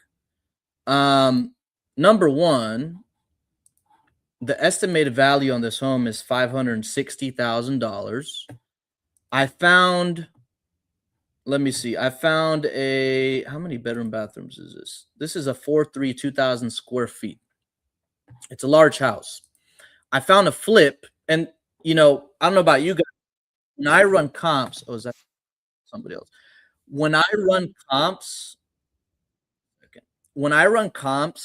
I don't do the 70% rule thing. I mean, in some instances I do, but what I really care about, if I'm going to sign the property, all I care about is what are similar properties going for to other investors, right? I found one. Okay, I found one that an investor bought for $275,000. This is, by the way, this is the neighbor's house. Let me see. Oh yeah, right across the street. So this investor bought this for, let me look at the transaction history here. I mean, this is fully renovated. Let's see. They bought this for $275,000. And then they flipped it and sold it for $440,000. So what that tells me, and this is one bedroom less, what that tells me is that I know I have to be below $275,000. Now, I don't want to give the number. He basically just laid it out for me, and I want to make sure I press into the pain point. It sounds like, he's a little bit more reserved. He doesn't like wasting time. You need MLS access here because non-disclosure, but look at this property. I mean, this is fully renovated. This investor bought this for $275,000. So what that means is this: if I want to make at least 10, well, I know that I don't want to be above. I don't want to be above 260 or 265. Okay. So this is what I like to do when they accept an offer. I don't want to jump on it. I don't want to say, yes, I'm going to jump on it. Let's do it. I want to crunch the numbers, review with my partner or whatever. I want to crunch the numbers. And I got his commitment. Now, the thing is, his wife's on the deed. So I don't expect him to sign. I don't expect him to sign on the spot. And I'm not going to push for him to sign. I mean, he could sign, but it doesn't matter if his the other person's not going to sign, his ex-wife. So, yeah, I think this is a good one from what I see. And then I'm looking at some other comps. Let me see. Some of these are smaller, but yeah. Oh, hold on. Oh, bring me up. Oh, yeah, I got you. What do you think, sir? What happened, man? I was out in the audience. You got me locked out, bro. Oh, no, you got to let me work. I got you. Yeah, man. Obviously, great call. You got the motivation out of the seller. Very important. Definitely a lot of feedback in the Discord. So I'm seeing a lot of people commenting in the Discord. But I want to ask you. Mm-hmm. Oh, let me get in that Discord, man. What? Yeah. Look at the Discord. I don't know if there's a way we could get even the chat on the live so that people can see, what the comments are. I can't, because they're popping, man. They're popping. What are you guys saying? But I will ask you this, right? One of the things that a lot of the people in the Discord do is they'll put them on the brief hold. They don't let the seller get off the phone. Now, I know you said you don't want to push them. You don't want to push them. But I understand, the wife's involved in the decision-making process. Why not try to see, or schedule an appointment, to get the wife on the phone to review everything and, make it happen. Mm-hmm. Yeah. So what I like to do, I don't want to jump on it too quickly. I could get her on the phone and say, hey, let's get her on the phone. But the thing is, in earlier conversation, I could tell he's the decision maker. So I don't know if it would help her. If it's an ex, if it's a divorce lead, I don't like getting them on a three-way. If anything, I like meeting those people in person or sending an agent there, right? But what I try to do is get commitment from one party. If one person has their foot in, the other person's going to follow at some point. But my style, at least, is I get the numbers, I get the commitment, and then I take a step back. And then I don't do it on the spot. I actually call them back, and he has somebody painting there anyway, right? So I take all things into consideration. Are you there? I could hear him talking to somebody. He has somebody painting. You know, is he is he in a place where he has time to review a contract? I don't send out contracts unless, number one, they're on the phone and they have about 5 or 10 minutes to only lock in with me. Pardon me. I he's got think this time. might be a seller calling. Let me see who this is real quick. This might be one of the sellers. Somebody's calling you back? This is John. John, this is Denise Tinsley. I was returning your call. Hey, Denise. Yeah. Uh-huh. Well, yeah, I got a request to sell from you. Let me get it pulled up here. Denise, you had that property in Kentucky in Leachfield, correct? That one was on Briarwood Drive. Yes, I'm in Litchfield. Gotcha. Yes. Okay. So you're thinking about selling that one? Yes, I am. Okay. Let me get it pulled up here. But in the meantime, catch me up to speed. What's got you thinking about selling? Well, that was our home we had built in '94, and in 2017 we had moved, and we had that property, which we rented it to our daughter for 2 years, and then our son moved in there for 6 years, and then he moved because he wanted to downsize, and we had 2 other properties. We just have one of them, but you know, my husband was planning to retire and just mess with the rentals. You know, and I mean, he'd done electric and plumbing and carpentry and all and everything, and he was just going to retire and mess with that. Mm-hmm. And he passed away. And I don't know plumbing or electric or carpentry, and I'm just really not interested in, you know, doing that stuff. And I mean, I know I can do property management and, you know, just rent it back out. Because like I said, we rented it out to, you know, my son and my daughter. And then, you know, the other place was still rented. And I told them all, you know, back when he passed that, I mean, I wasn't going to make anybody move or make anybody do anything. And I just wanted to, when they moved out, then I would kind of felt my way around and decide what to do with it. Like I said, my son moved in October. Mm-hmm. So I just really, you know, I don't want to hunt for another tenant, try to find a good tenant, rent it out and all that stuff. So I was just rather just sell it. Wow. When did all this happen? I mean, it seems like a lot's going on right now. Well, he passed in August 21. You know, like I said, I mean, my daughter moved in there in 17 when we moved, and she lived there till 19.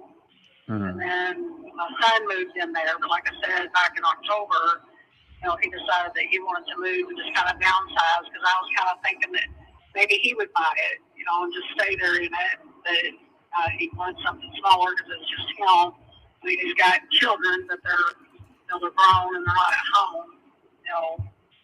So,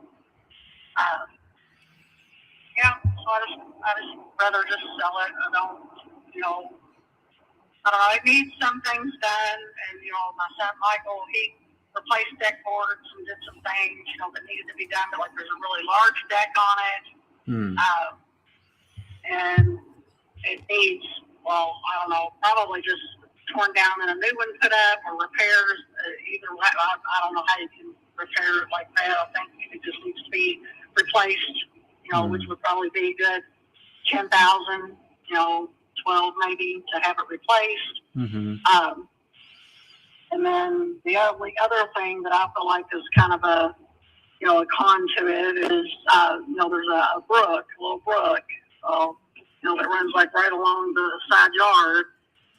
And it needs some attention. You know, when the kids were little, we always were in it and taking sticks out of it and moving rocks and doing things. And, you know, but before we had moved, my husband cut a tree down that was right there beside it, which I told him that probably wasn't a good idea because, you know, that was probably keeping that from eroding some, you know, with the tree roots and everything being there, but he cut it. So it does kind of now need a retaining wall system. And I've talked to several different people. I've got a few quotes, and then I had a good friend of mine that works for the county come out and kind of gave me a real good suggestion for it. But like I said, I'm just not interested in doing any of that. I would rather just sell it as is and just be done with it. You know, everybody keeps saying, well, why don't you just move back over there? But I'm not, not interested in moving back over there either. So, yeah, that's kind of where I'm at with it right now. Well,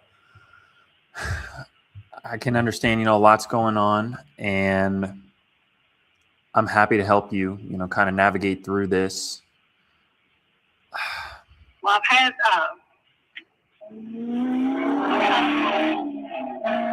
offers already. That V8, you're going crazy. I don't know, like I said, I'm just this past weekend, I put a sign out, just in the yard, and like I said, I've had a few calls and a few different things, but I was kind of just, I don't know, I'm not like in a huge hurry where I got to do it tomorrow,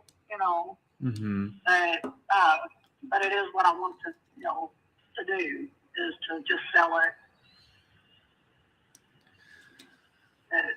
So what do? Do you actually buy places and then sell them, or you're just like a realtor? Or because I haven't placed it with a realtor, and I'm not really interested in placing it with a realtor. My youngest daughter is a realtor, so if I was going to put it with a realtor, I'd probably just put it with her. So I didn't know. I just saw the ad, so I was like, no, I thought I would just inquire and see, what the deal is. Well, to give you a little context on what I do a little bit of everything, right? I work with realtors. I'm not an agent myself. Usually I work with homeowners that are looking to sell their property as is. We'll agree to a ballpark, of what I think it might be worth. And then, I'll kind of decide, does this make sense for me and my portfolio individually? Or does it make sense to maybe fix up and list it with an agent? Or maybe it's in livable condition day one and we have a local family that we could place there, so I get kind of creative on, how I can work with people. It just really depends on the situation. Yes. I understand from what you've shared, it sounds like this probably needs some work. Is it livable right now, you think, or do you think? Yes. Oh, yeah, it's absolutely livable. But there's nothing wrong with the house at all. Like I said, the main thing that I feel like is the brook, needs to be have some TLC, but like I said, and I mean, I've had some estimates on that, and on the deck also. Like I said, if my husband was alive, well, it wouldn't be an issue because he would just be doing the rental by himself. But he would, tear the deck down, replace it, repair it, whatever, and I mean, but I don't do that stuff. I mean, I guess I can Google it and try. While you're following along, ladies and gentlemen, I've got Zillow pulled up on the Discord with PropStream, going through all the seller info, gathering all the information that we need, understanding how many other properties they have. We're going to run the numbers together and present an offer. Our goal is to get an agreement signed.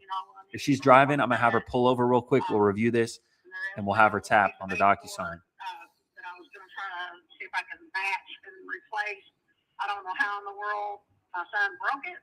I don't know what he did, but like I said, it's a piece of solid wood baseboard or solid oak, baseboard, and he broke it somehow. So, like I said, I was trying to fix that. A few little tinkery, not leaks, like the plumbing things that I don't like the looks of them, so I would like them fixed because I know he had left some water on. There's a garage that's got a loft apartment upstairs, and he had left some water on out there or something that it broke or froze. So while she's telling the story, right, I'm looking at what's sold, what's for sale. I want to get an idea of like where I got to be at. I got to be competitive.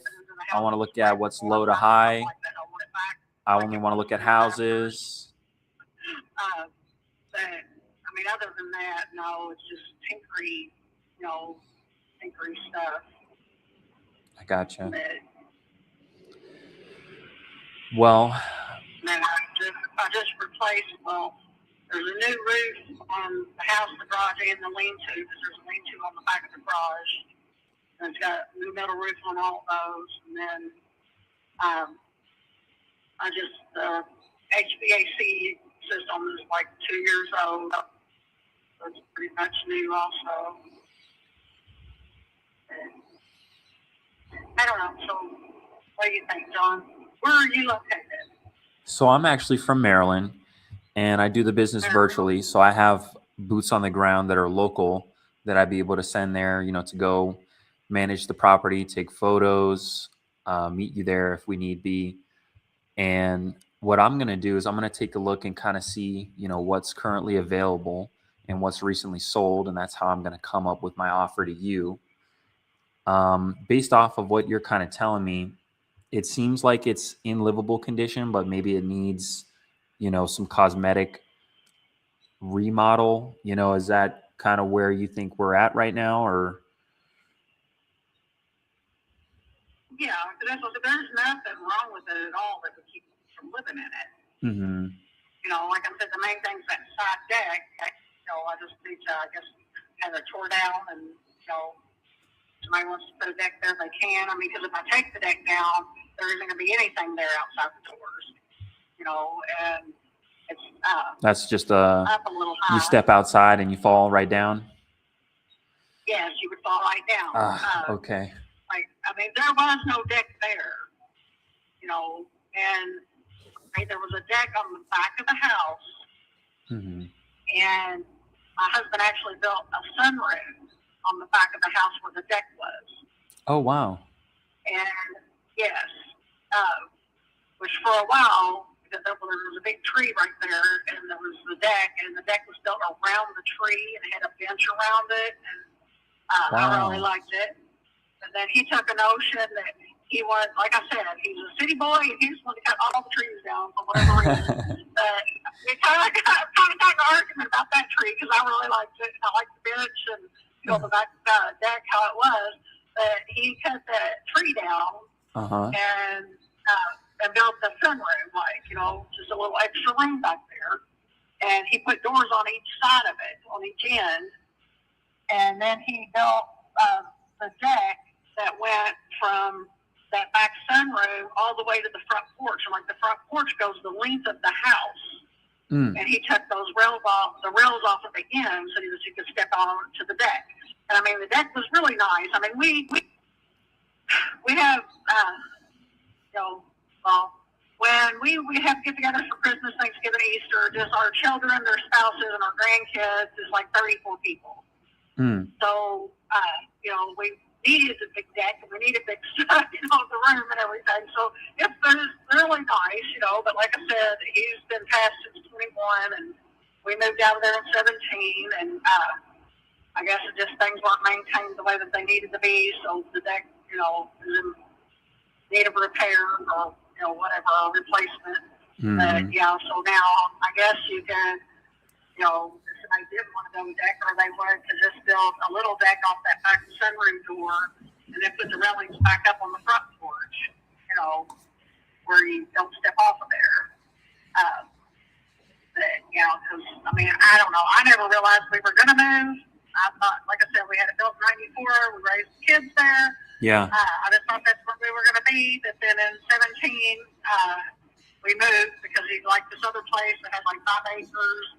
And it's really nice. And it's like the driveway's a quarter mile long. You can't even see it from the road, And so we moved over there. And like I said, we had all these grand plans. They just didn't work out. Well, sometimes plans don't work out, but it's the memories, along the way that matter the most, right? It is. Yeah. So I know you said you've got this one, and I guess you said you've got another property nearby. Yes.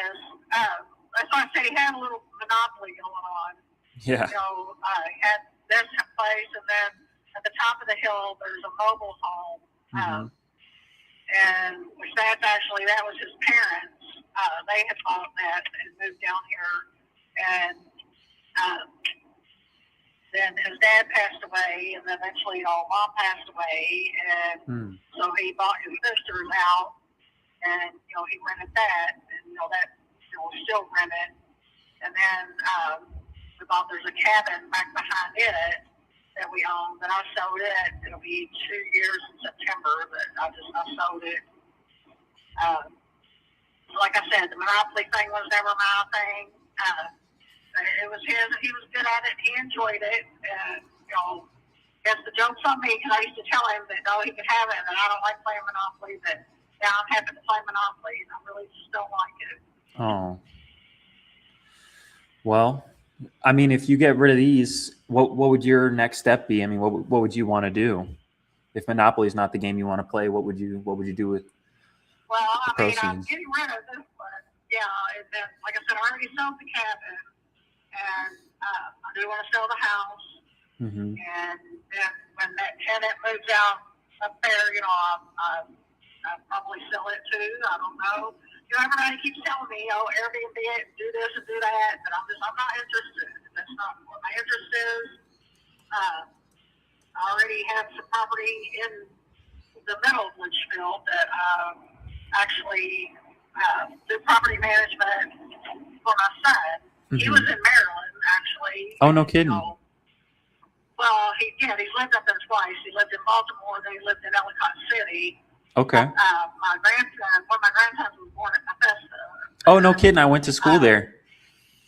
Did he count that? He was born up there, and then, but when he lived there, he bought this 6-unit apartment building. It's like their little efficiency units. And there's 6 little units in there. And he was in Maryland at the time, like I said, so he had this wonderful idea that mom could be his property manager, and so I told him okay, and I did it, and I still am doing it to this day. I mean, he's talking about selling that too. He's getting ready he wants to put a new roof on it and do some things. But so like I said, I got roped into kind of doing the property management, even though I don't want to. But yeah, I don't know. Like I said, well, what do you want to do? Clearly you've been playing Monopoly. Really, what I would like to do, I would like to just sell everything and run away. Okay. Well, let's see. The house that I live in, it's way too big. Okay. And I've talked to my dad, and what I've been thinking that I'll do, like with that, I was like, I'm just going to get him to build a wall upstairs, in the living room, a foam wall that blocks up the stairwell, and I'm going to live in the basement in the other house, and then maybe just Airbnb that top part off, and see if they just, make me some income and pay for itself or whatever. But that's still work in progress, so I'm working on that now. But I don't know, because like I said, that's kind of not my wheelhouse. But I hear you. Well, you just sometimes you got to take things one step at a time here. So with this one here, in addition to the property that we were looking at on Briarwood Drive, is there any other property that you'd want to sell along with it? Well, I mean, I have other lots back there, but like I said, I hadn't even thought about that. So, because the house actually sits on lot 66 and 67 is the lots that the house is on. Okay. And then I own the 2 lots behind those, and then I think there's 3 or 2 more that are back there on that same. This is called Regrid for everybody in the Discord. I'm showing you guys a tool. This is great to see parcel data. Great for land stuff. It'll show you, okay, who owns what at a glance. And George is the guy. Denise, George, Hensley. I mean, and all the lots are. And I've got all the lots that she's talking about right here in front of us here. They're selling out here anywhere from 6 to 10,000, and that's with no electric, no water, no septic, trees on it. I know the one right on the corner across from the trailer at the top of the hill. Somebody bought that lot on that corner for $10,000. I mean, it was just a little wooden lot, just a wooden lot. There's nothing. Wow. But they cut trees down and stuff, and they made like a little driveway in there, and they would come down and camp and stuff. And then we had a storm and kind of lost some trees right there, and they had to come down and clean that up and whatever. And they kind of haven't even been back. So, Wow. Yeah, it's kind of crazy.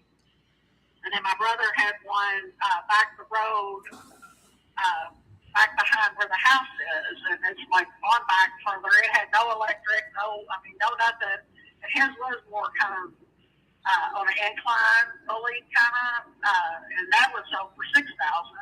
I don't get it, but so I don't know. Like I said, I think my husband had a good plan going on. He had, he had something good going on in his head that he was wanting to achieve. So. Well, I mean, you still are in a great spot. Even have some properties that you can sell. You're in a great spot. So he's done a great job.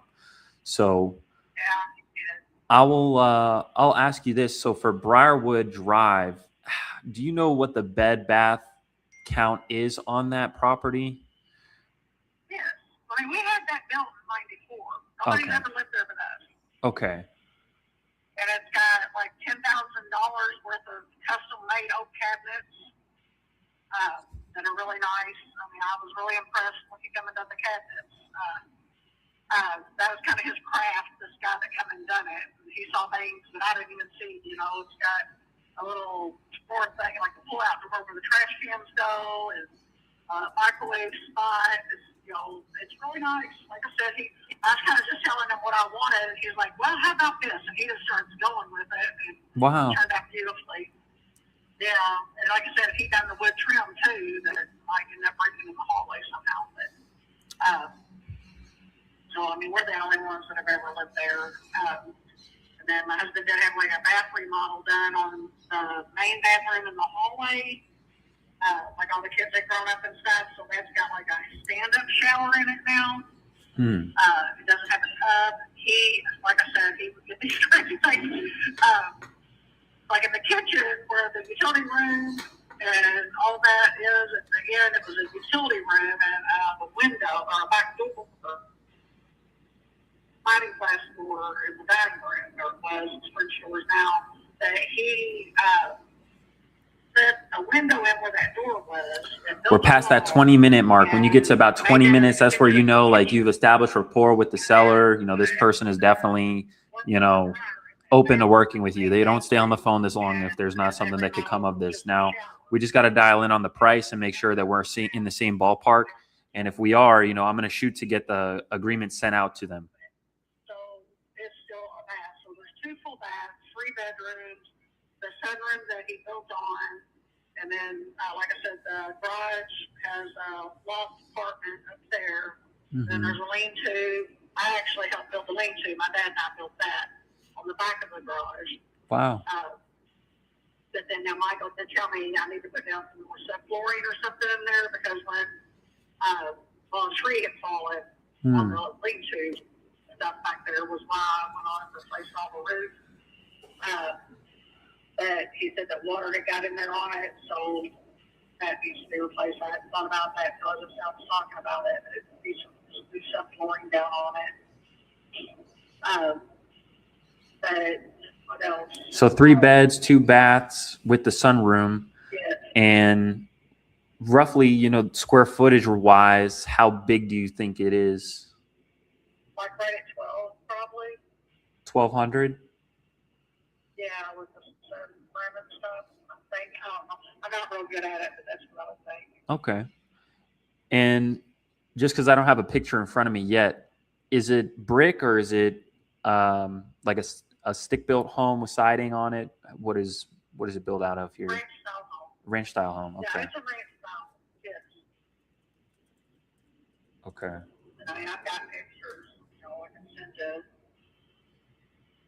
But a lot of people, they ask, if it's a modular home, I'm just like, no, they built it from the ground up. I mean, I've got pictures that we took on the weekends come down when they was building it and stuff. Okay. Well, did you have an idea of what you'd feel comfortable selling this for? I was thinking around 250 as it is. That way I'm, a little open. That I would want more than that if I'm gonna have to, fix the deck and things like that. But that's where I was thinking and where I was comfortable. As far as because it's a nice property, and like I said, it's at the lake. But Yeah, I'm I see us. I'm open for offers and for So I'll share with you kind of what I'm looking at, right? Because I see I've got Briarwood Drive pulled up here, and it's close to the lake. I see there's one on Ambassador Shores Drive. Okay, that one's a 3-bed, 1-bath home, 1,200 square feet, and that's currently on the market for $235. So I know you said your daughter is an agent. Did she get a chance to kind of review, what's active right now to show you kind of how? I haven't asked her to. No, I haven't asked her to. Okay. And like I said, there is 2 bathrooms in the sunroom, and then there's an apartment above the garage, and a big garage. I hear you. And I don't know. I was just gonna go up on that. I understand. And I always like to just kind of walk through everything that I see. So that way we're on the same page and you understand where I'm coming from. I, of course, understand where you're coming from. I mean, this is the house that you all have a lot of time spent in. I mean, you raise your family here. And everybody that I work with, I understand, this is a big decision to make, right? So I want to make sure that you have all the information you'd need to be able to make an informed decision, right? Now, really, you have 2 options. One of them is definitely you could list this with your daughter and, you might try to get the most that you possibly can for it. And I would, of course, never discourage anybody, from trying to get the most for it if that's what their goal is.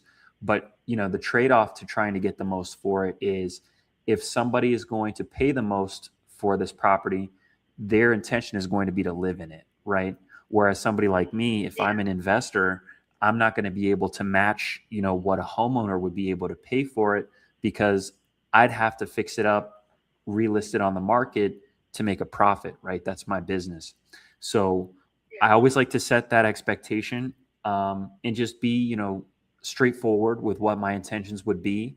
Of course, I'd have to purchase this property at a price that would allow me to budget, for potential repairs, closing costs, agent commission if I go and relist this property.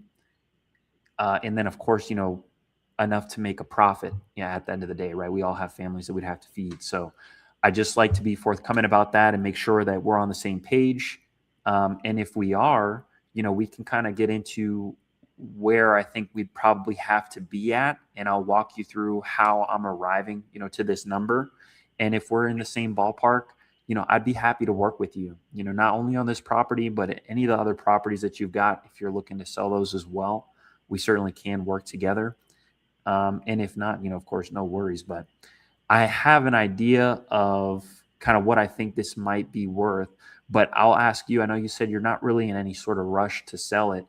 Are you, kind of considering listing this with your daughter and just letting it sit for a while and see kind of what the market brings? Or are you more so interested in just selling it as is? You don't have to make any of those repairs, but, the trade-off for that, is going to be the potential price, right? Because I've got to be able to budget, to make those repairs if necessary. Yeah, understand. And no, I just want to get rid of it. I don't want. I've got my house that I live in. I've got that house. I've got the trailer. I got these apartments going on. I have a job 40 hours a week, and I just don't want to do it all. I can't do it all. I don't want to do it all. Let them tell you the motivation. You know what I'm saying? These are the questions you got to ask them. Set the stage for them to be able to sell you the house. I would be home. But, I'm almost 60. I don't want to. My husband retired in June and died in August. Like I said, we had a plan to and now I don't know what my plan is yet. Except for that I know I don't want to be doing all this, and especially by myself. I hear you. Well, if I could help you, not have to worry about the house anymore, and we could put you in a position where now, you're not responsible for it. I'm sure it's probably not all too much, if it's just kind of sitting right now, but at least it'd still be a weight off your shoulders so that could free you up, to focus on whatever it is you'd like to do next. We could certainly make something happen, but, it really just depends on if you're open, really to selling it to an investor.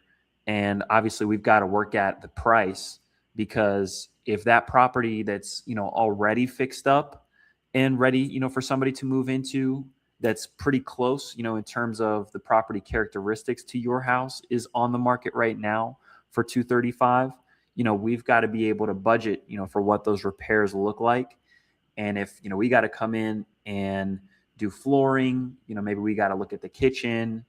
These are the types of things we're looking at in order to make repairs. In the kitchen, I would get a new faucet, which actually I'd already talked to my other son about putting it in for me if I get a new faucet for in the kitchen. And which now the sink, it's porcelain, so it needs to be cleaned because, like I said, my other son lived there, and I don't think he really cleaned it and done it like porcelain's supposed to be done. But what do we think, chat? Is this seller motivated? I mean, there's nothing really going on in the kitchen. I just got new fridge and range put in there. In October or November, like after he had moved out. I put those in. And like I said, it needs to have, not like big holes or nothing like that, but little just nail holes, with some spackle. I do that all the time because I'm a woman and I do like to hang things on the wall, and sometimes I want to paint and change the color, so I know how to spackle and repair and paint, and all that stuff. That need some of that. Like I said, there's like some of the plumbing things. There's no leaks or nothing going on in it, but I just want to change those pipes back to where they were under the rafters and stuff. And then we did put new carpet in it. I think that was in 19. It was after Brittany moved out. After our daughter moved out, because she had a dog in there, and she ended up, it ended up getting fleas real bad and all this other stuff. I don't know what happened exactly, but wow. And then my husband just had it taken out because he was like, wanted to make sure all the fleas was out, and he said that it just smelled. He didn't like it, so. And then the rest of the living room, kitchen, dining room, and down the hall is birch wood that we had put in. And it could be, just, sand screened and sealed. That's where my husband used to do that, on floors, do floor work and stuff. But it's beautiful wood. But other than that, like I said, there's not like a bunch of stuff that needs to be done where it's trashed out or nothing. Right. Other than the deck. Yeah. Like I said, the deck is, I don't know. I don't really know what happened. I was talking to my dad about it, and he's just like, why is that? He looked at it because he used to build houses. And he's like, why is that deck doing that? And I was just like, I don't know. And he said, well, that deck, he said, you think it was 30 years old? He's like, which I think it is. Well, I guess it's probably 16 years old now, I guess. But wow. And like I say, I don't know, maybe it was just not having the maintenance that it needed or whatever. But Dad said that he thinks that we got bad wood. Yeah, I don't know. I haven't been out there yet to see, but termites can sometimes be an issue with the decks, and if you don't, water treat them, that can cause wood logging, or waterlogging, Yeah. and that can, cause the wood to deteriorate. But I'll tell you this, I am pretty sure that I've got an idea of where we've got to be at. Okay.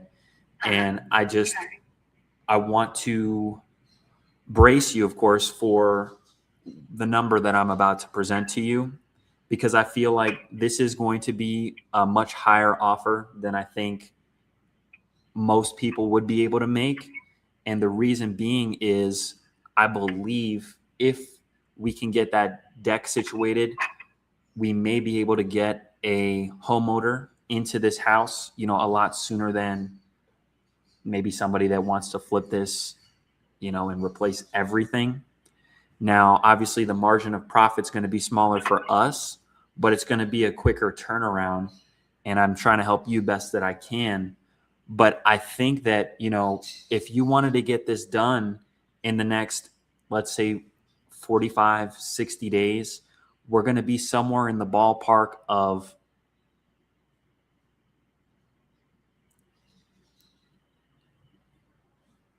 $95 to $110 on this one. And what we can do is take care of all of the closing costs. So that would be a net number to you. All you'd be responsible for would be any mortgage or back taxes. And you wouldn't have to worry about paying any commissions. We can, get this done at your pace. And I think, if there's anything that you'd like to take, we can certainly help you make that happen. But that's probably going to be the price point that's going to get this done, in the next 45, 60 days. The alternative, is listing it and seeing, what the market's going to tell you it's worth. Honestly, if it's going to need repairs, it's going to be an investor, that buys it one way or the other. The only difference is if you decide to work with an agent, I know that you've got your daughter, so, you may be able to save, some of the commission cost there, but still you'd need to be able to incentivize people, to want to sell the property. And if it's going to go to an investor regardless, you might as well keep what you would spend on that commission and, work with somebody that'd be able to give you a number that'd be a net number to you. Yeah. Well, I appreciate your advice and stuff and your time, which like I said, I put a sign up in the yard last weekend and I've already had 2 offers for $200,000.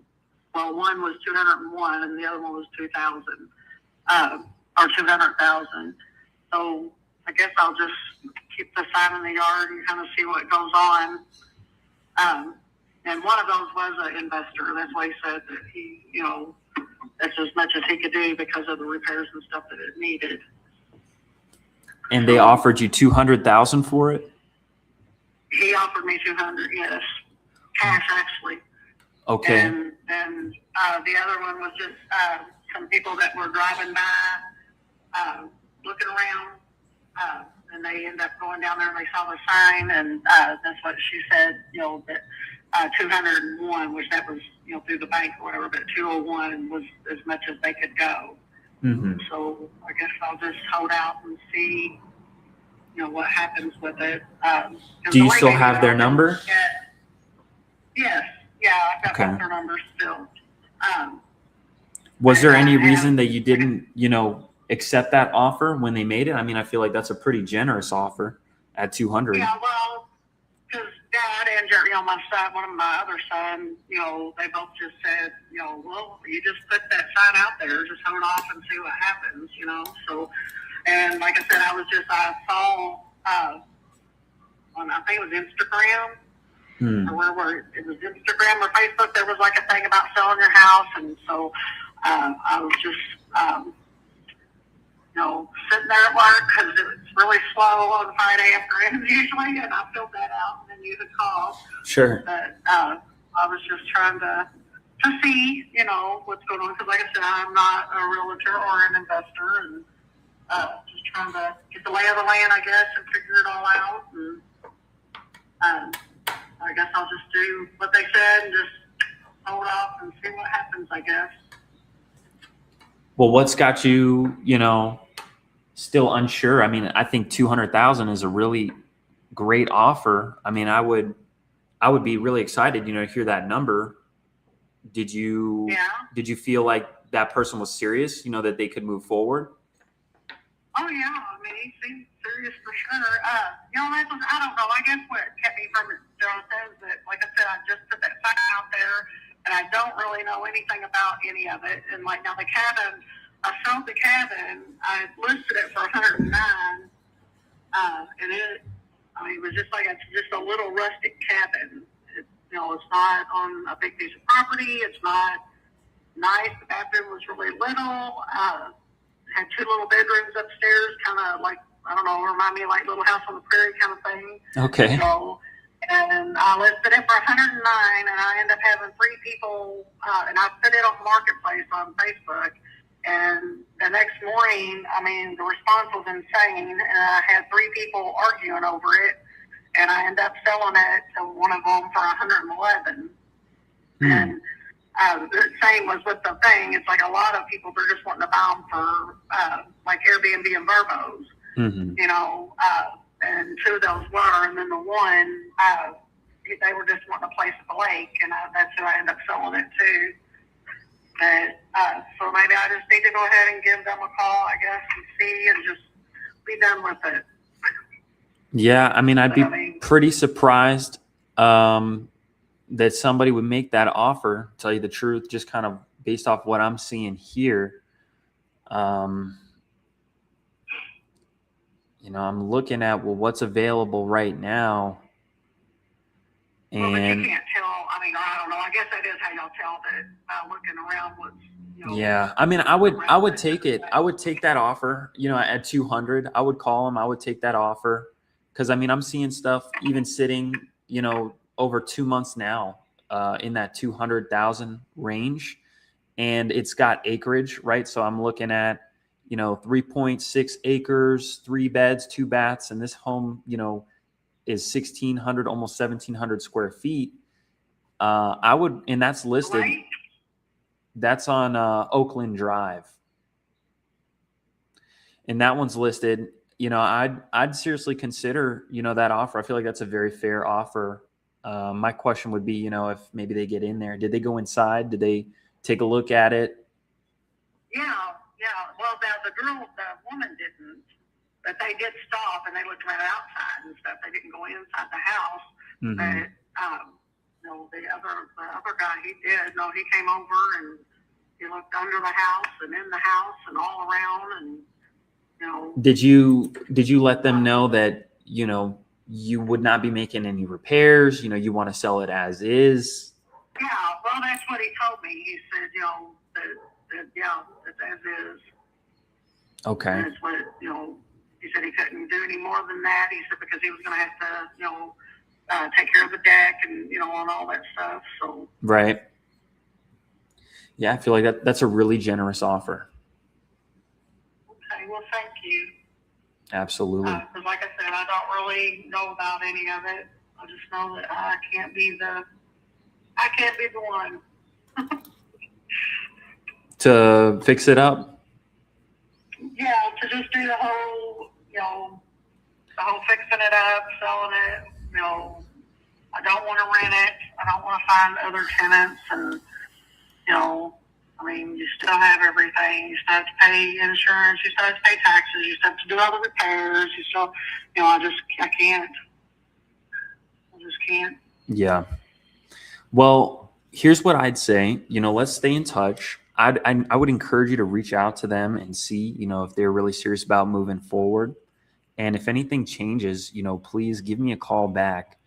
Because I think, regardless, it's going to go to an investor. So you might as well save, what you would spend on the commissions and the closing costs. If I could take care of that for you, I know that my offer is lower than what you may have heard, but why don't we try to schedule a time to reconnect maybe next week? And if you hear back from them and they're serious and they want to move forward at that price, absolutely go for it. And if, anything changes, we can continue the conversation where we left it. Okay. Well, we'll just try it at the 1st of June after the holiday and stuff. I'll be in Ohio next weekend. Okay.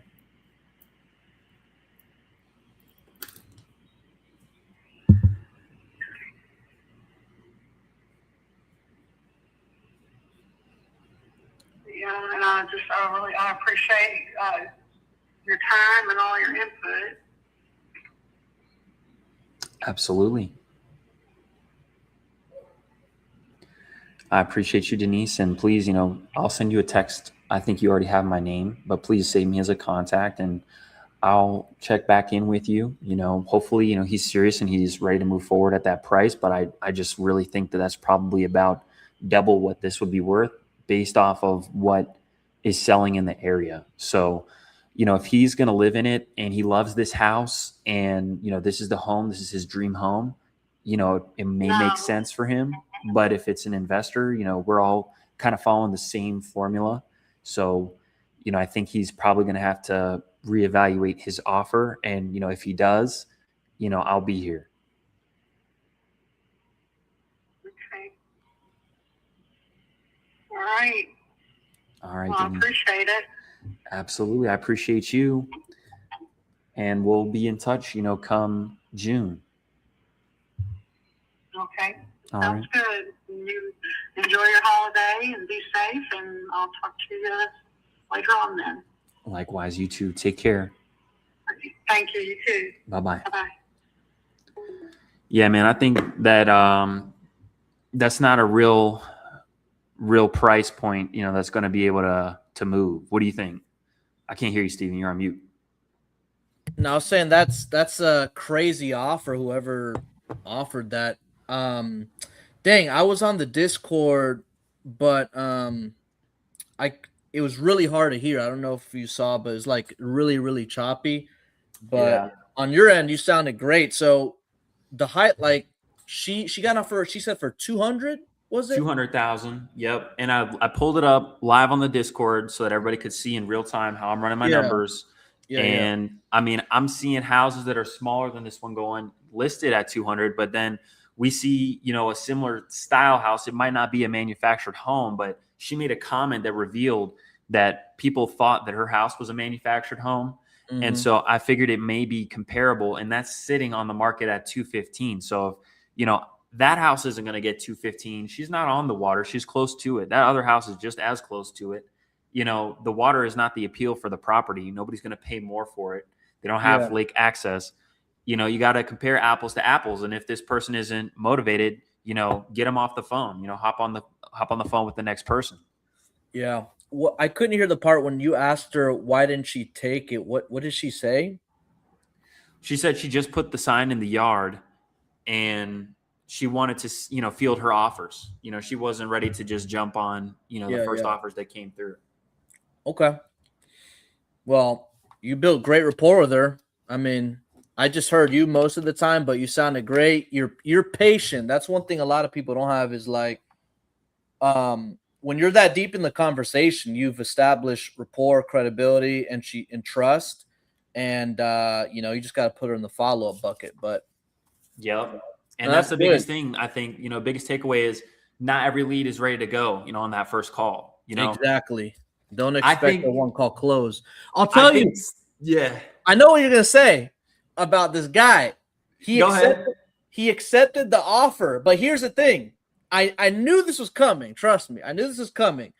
So, obviously he's going through a divorce. He's co-parenting. I would remember this is an ex-spouse. The only way. So while you were on the call with her, this lady, I had to call him back, but he said that the only communication he has with her is through a co-parenting app. So I don't know if there's any divorce dads out there, but there's an app that the court has that, I don't know if you can send a DocuSign on there. So he had somebody at the house painting or something. He accepted the offer. He's going to communicate that offer with his ex on the app, and we have a follow-up call on Monday. But If it was his wife, though, that lived in the house, you best believe I'm going to say, hey, get her on the phone or meet in person. But anytime it's a divorce lead, at least from my experience, it never works out. Like, I tried it a couple times, and it's just like you can almost feel the tension on the phone. And they both have to sign. And if one party doesn't agree, it's like, forget it. So I don't push on those. I get commitment, and I sit back. I know I'm going to get that guy. He's definitely going to sign.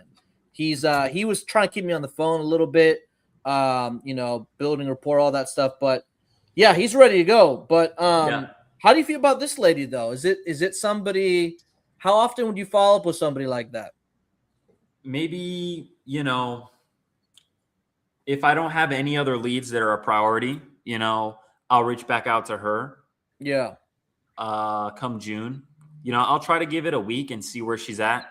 Even though we said, okay, come June, you'll be in touch. I may send her a text next week, to see, did she get back on with this guy? I'm sure people have probably heard this, buyers are liars, sellers are worse.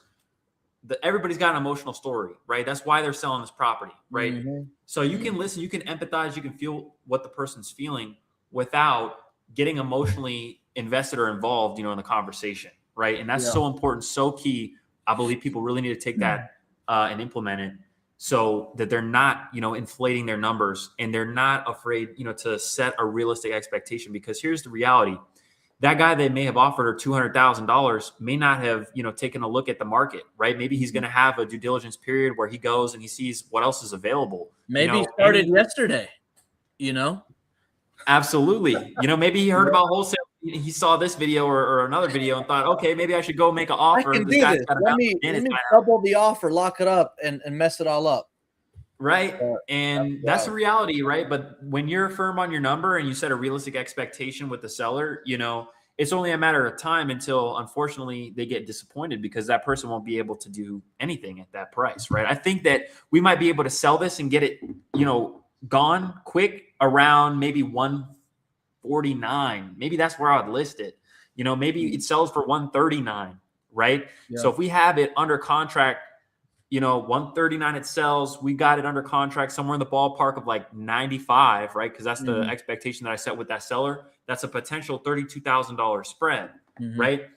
We don't want to be talking about these 5K opportunities on these houses sub 200K. I'm telling you, like they always dry up. So don't be afraid, to tell a seller what your number is. Don't be afraid to be the lower offer and move on. Yeah. Hey, Craig, you got some explaining to do to the Discord. Somebody asked a question. Yeah, coming at me. What happened, no, nothing. Everyone's just like, what's the price? What's the price? What's the price? And I'm like, so I just dipped out, man. I just said, hey, I'm out. I said, one of y'all will drop a link in there or something to set up. Yeah, John will connect with the community on it. But you tell them that you said it's not a one price fits all. Can you touch on that a little bit? Because there's going to be a lot of new people that want to know. Definitely. Because like there's no pricing on the site. Is this real? Like what's going on? I'll preface this before you get into that, brother. I'll preface this by letting everybody in here know, like, this community, it's really a no bullshit zone. You got to shoot these people straight. These people, we're really doing this business. We just want to know, like, we don't really care for the sales stuff. And that's nothing against anybody here. We respect you all, respect the hustle. We respect Lead House and the leads. We've got some great quality conversations. Steven he's about to lock that guy up, right? So the leads, they're motivated, right? But yeah, let's tell these people, what they want to know so that they can make the decision, if they want to get signed up here. Yeah. So one size fits all, dude. It's not how we roll. Like if you guys want a price, meet with us. We'll figure something out based on your budget. But I got people spending $100K a month. I got people spending a couple K a month. So it depends on how much they're looking to invest in. Also, guys, I don't want to be the reason why your business fails. If you come to me and say, hey, I want PPC leads, well, everybody does, right? But also there's a massive commitment that comes involved in these things. Sometimes these leads come in the middle of the night when you're sleeping. By the time you get to them in the morning, some dude in Hawaii already locked up that deal and you just missed out on a 50K spread. Yeah. So we're super realist about this because I've been through it, right? So I know what it is. So when it comes to stuff like this, like we want to be your last resort, right? But not saying like, hey, your business is on the form of failing. It's, hey, I've done cold call. I like it. I get deals. I've done SMS, I've done direct mail, I've gotten deals in every one of these channels, then you add us in. Hey, let me touch on that real quick, Craig, because that is one of the biggest questions I had when I signed up with you guys is like, well, what's the price? Well, you guys operate a little bit differently, right? Other PPC companies have a flat price because it's also a bidding kind of system. It's not based on market exclusivity. So like the previous provider I had, they were awesome, but it was like $5K starting price, whether you guys are able to customize it a little bit based on the person's needs. Another thing you guys talk about is you don't accept newbies. You know, can you talk a little bit about that and why that is? So I would say the reason why, like I just mentioned, we don't want to be the reason why you have to go back to work a 9 to 5, right? If you spend, because we lock you in. Once you're in with us, you're in it for 3 months. Non-refundable deposit. It's you know, if you dip out after 30 days, we're keeping it. The reason is because we want you long term. People who don't understand marketing give it a month, give it a week. They're not trying to do this long term. And a transaction pre-COVID, John, you can vouch for me on this. We could get them done in 2 to 3 weeks. In reality, not anymore. Will it happen? I've seen crazier shit happen in my life. I've done a deal in 6 days, start to finish. It's the reality is that time does not, it doesn't work like that anymore. These deals usually take 30, 45 days. By the time we're going to bill you again for that next month, your deal hasn't closed yet. You don't have money to pay us. So keep some reserves, you know, have something aside. Like I said, we're realists in this. We do this business. We're a scaling business. Like we're a scaling partner. We're not a like, let's get your first deal. Let's not even get your second deal because if you got, we would like our perfect client is already doing several deals a month and they're looking to just supercharge that. And that's who we'll crush it for. We've just, whenever we work with newbies, they don't have budgets enough to really get the ground swell going. Any marketing campaign, this is some game for anybody. Any type of marketing channel, you should give it a minimum of 6 months to just prove whether it works for you. And with ours, it's in a serious financial investment. Cold call for 6 months, you'll get better at it. I bet in 6 months from now, you'll be better than you were 6 months ago. Same thing with this. We're an advertising company. And results improve over time. We also have several meetings about, is it working for you? Give us feedback on the leads. We make tweaks.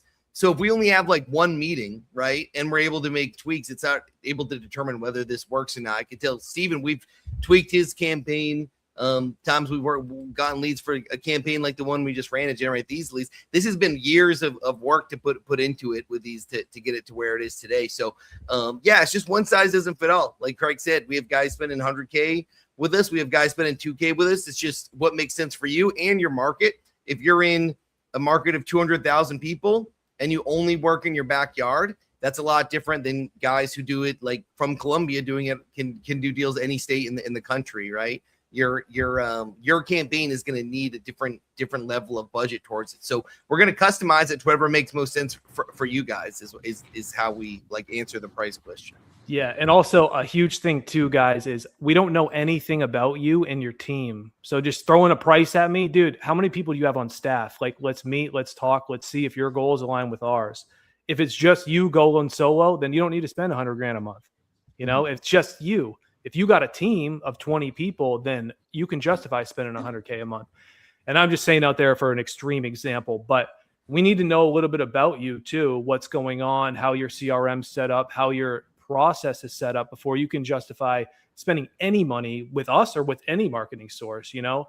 So it's not like, hey, we're trying to hard sell you on anything. If y'all want leads, tap in. But, you know, we definitely need to see a little more behind the scenes first to see if we're even a right fit. I think that, you know, they're interested in the leads. They want to consider tapping in, but they want to know like, well, what are the minimums, right? And I mean, I understand where they're coming from as well. You know, if they don't necessarily want to invest the time on the call, you know, without knowing for sure, like, does it really make sense? But one of the questions that we've got on the Discord is, what's the benefit of someone going with you guys rather than a PPC company if you're only looking for people who are ready to spend? I don't think it's just like that. So I could ask both of you guys, if you guys were about to go run your own Facebook ads campaign, what would you be willing to throw at that thing, right? Like that's going to be a different answer for both of you, right? So I can't tell you what the price is if I don't know what you're willing to work with. If you want us to spend $100K a month, that's going to need a lot of creative, the actual creative assets, videos, static images. That's going to cost more for us to run a $100K a month campaign versus a starting campaign. Maybe you're throwing $2K a month at the actual ads. So normally the bare minimum we would even suggest, if you're even doing it yourself, is to throw like willing to spend like $100 a day towards the ad. So like a $3,000 a month rough budget, and that's just throwing out numbers. That's not knowing anything about you. I would suggest that to anybody, whether you work with us or anybody. Expect and be prepared to spend that. Well, I can say that when we run a campaign, depending on how specific you guys cater it to you, whether you guys only do single family homes and they can't have swimming pools and they have to be in this school district, that lead's going to cost a lot more, right? If you guys are just like, hey, I'm looking for people who have a house they want to sell that is off market, then I could say we generate those for on average between out the door 100 to 150, depending on the market. Ones like you guys have called today, and that's with all of our fees and back end included. You can times that by whatever number you want to create a budget for yourself. So big thing, minimum, I'd say at least 3K, probably 3,500 minimum. Guys, 3-month commitment, right? That's out the door. Okay. So setting those expectations, that's the minimum. These guys don't work with just anybody. We're not trying to get you, to your first deal. Like they said, right? You guys got to be in a position where you know what to do on the phone. So you're not fumbling these leads that you're paying good money for, right? And when you get on the phone with these leads that are quality, that are motivated, you know how to handle the call, right? So just setting realistic expectations with the people that are in here. Hopefully, ladies and gentlemen, let us know in the side chat if you guys are appreciative of all of this. And I believe that they are. I'm seeing, now we're talking some tangible numbers, and that's the reality, right? But also, I think. Sorry, ahead. John, you mentioned earlier how we're different than anybody else. Well, for one is we come from real estate, guys. We're not marketers. We're real estate investors, right? So we know what you're looking for. And two, we give you the options of filtering out leads that try to get to you, but don't fit your buy box, right? So somebody who says it's listed, somebody says perfect condition, somebody who says timeline is 90 days plus. We have the option of, when they select that filter, going through your customer journey to be thrown in the trash. That way you're not dealing with those people. In your algorithm, your personal algorithm is going to learn over time not to target people that have a behavior profile based on what that lead that fill in the trash was. So it just gets better and better and better over time. Now it knows exactly what it's looking for. So it's just like it's a snowball effect. Yep. We could also offer market exclusivity, which most companies won't do, to where we won't work with one of your competitors in your market. You can have exclusive access to our services in your market. So for the right price. Yeah, if we have one guy killing it in each market, major MLS market in the country, then we have an incredibly sustainable, awesome business for us at Lead House. And we hated when we were working with PPL companies or other PPC companies, and we would have a lead on the phone, and we would go up to the property, and there'd be another person coming to have a meeting with them as well. So in theory, with our leads, it's like a lot of times unless they're like the really desperate people filling out tons of forms, a lot of times we're the first people these people have talked to, and usually the last people they'll talk to as well, because they come in instantaneously. Some of those ones you guys have called were just generated earlier today in the morning, and I'll tell you, once you fill out one of these forms from any of these companies, you're going to start getting 20 different of your competitors on your algorithm trying to buy the house too, serving you ads. So that's why we love to work with people who have CRMs set up with the instant texting, like you talked about earlier. Like a lot of it's really hard for us to do our full thing if you don't have that back end set up already. So that's why we just like to jump on a call, learn a bit about the people, and learn about what their goals are before we do anything, because we have very small team and very limited time. So we don't want to waste our efforts for people who are just starting out or don't have it set up. Sometimes guys get on the call with us, like, I'm going to call you back in 2 months when I have that CRM figured out and this figured out, and I have a deal under my belt. So. And that's totally fair. And we certainly appreciate that, right? We don't want to waste your time. Sounds sketchy. Who wrote that? AZ, sounds sketchy. Oh, I don't know what sounds sketchy, but where's that at? Oh, I don't know. One of these chats, the comments. There's Oh, always it's on the somebody that YouTube. thinks it's sketchy, but Send some listen, hugs, AZ. They just don't they don't have uh, proof of concept yet. You know, it boils down to you have to have these conversations. Like the conversation that I had today, those people, they might not be ready right now, you know, to press the button and sign and get the ball rolling, right? But it's just like planting. You know, let's say you're a farmer, right? You don't plant the seed and reap what you sow the same day, right? You plant the seed, you let it grow, and then you reap what you planted. You harvest what you planted. And that's marketing, guys. That's wholesale, right? I mean, how long did it take you, John, to close your first deal? Since it's the day you went all in, how long did it take you? 9 months, and that's of building the pipeline. And that's another thing that a Imagine lot if of you people don't really quit. talk about. Imagine if you only ran it for 1 month and you're like, nope, I'm out. And that's what, dude, we get people, I tell you, on a monthly basis, people lock in with us, deposit, pay 1 month in full, sign 90-day commitments, and leave after 1 month because they're convinced that something else works better or this doesn't work. Man, how did you make it this far from doing real estate for 10 years if you would have only gave it 1 month? So this is the game. Absolutely. And that's what most people need to understand is it's a mentality shift, right? Your program, you're conditioned to believe that you're going to get paid every 2 weeks. Every 2 weeks, I'm going to get a little something. I'm going to get a little something. Yeah. But when you're first starting your business, what you're really doing is building that pipeline. And you'd be surprised what happens is it all happens so quick all at once, right? But it only happens all at once because you were consistently marketing, you were consistently following up with these sellers, you were consistently having these conversations with people that weren't ready to sign today, right? But that are seriously motivated and will sell with you in the future, but you've got to be there to make the call. Yeah. I'd say you guys, some of the guys you talk about, we like to talk about it like the leads. Sometimes they're all just different versions of being ripe, right? You got a green banana. You talked to your green banana earlier, John, right? Like that's going to turn yellow eventually. And then when it's brown, then you definitely know they're going to ready to take it. It's like these people are going to sell this house. And if they think that there's someone who's going to give them that number, let them go down that path. But you built that rapport with him, that relationship, and she had a good experience where you at least gave her a lot of information and value. So you're going to be the one she comes back to when she's actually really ready and stop dealing with all those jokers that were talking to her. Yep. Hell yeah. I just got to say, I've used a few PPC companies and I was, these guys pitch you everything all the time. And I'm like, okay, Lead House, what makes you guys different compared to, these three people? Something is you guys target the person, not the property. So that's one thing I really like. Like you guys go a little bit more in depth. And obviously, just like any other investment, whether you're new or experienced, use PPC, PPL, like especially PPC. If you don't like get to that lead within, the first few minutes, consider it's like dead. Like that's just how we look at it. We either call the lead or our AI reaches the lead within the first 15 seconds. If the person doesn't answer, it'll text, it'll leave a ringless voicemail, and it'll leave an email.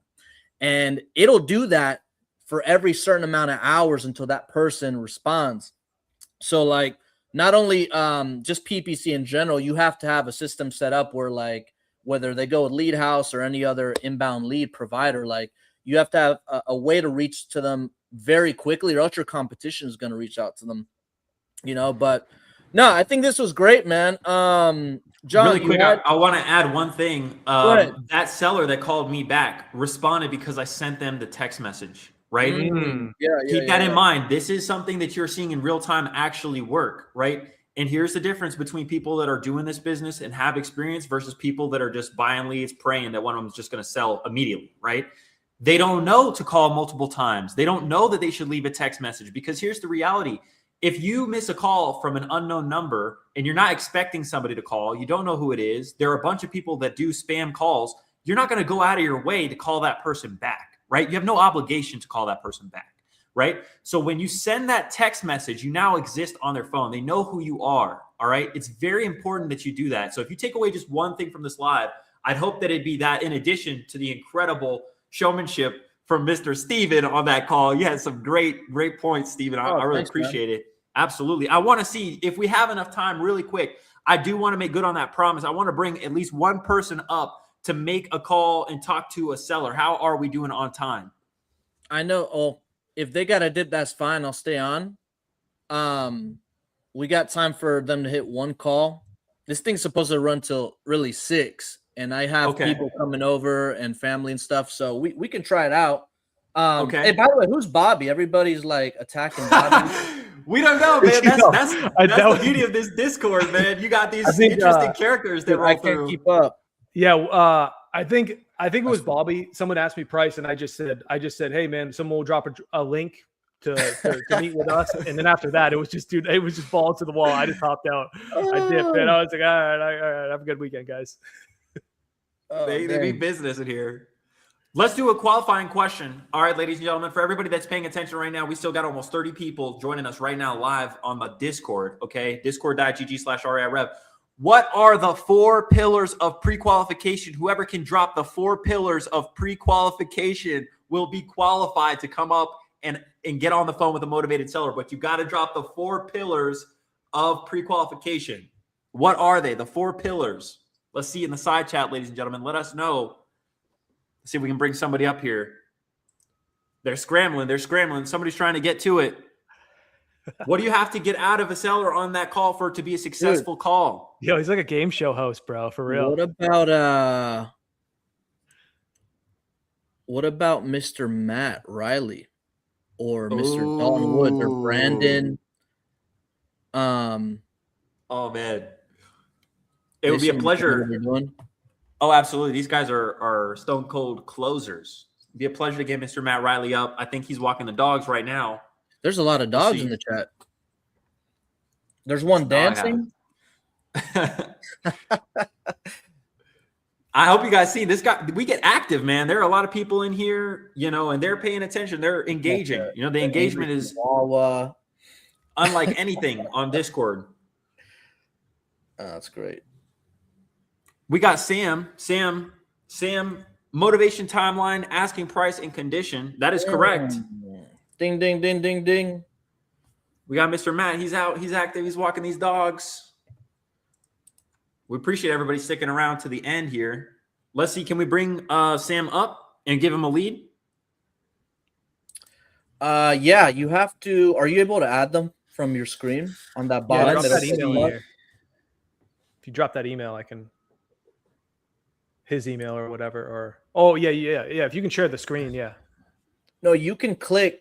John, if you click on the bottom, there's like a little plus sign. If you click that, you can just copy the link and give it to him on the Discord, and he should be able to join from there. Or give him a lead or whatever you want to do. Yeah, but then how are we going to hear him? Good question. Let's see if we can bring him into the StreamYard. Yeah. Sam, are you there? Do you have the link here? We put it in the chat. Or where are we at? No, you gotta hold on a second. Does it let you copy the link from the studio? Okay, yeah, this is the one. Oh, he says he's in. I don't see him. Here?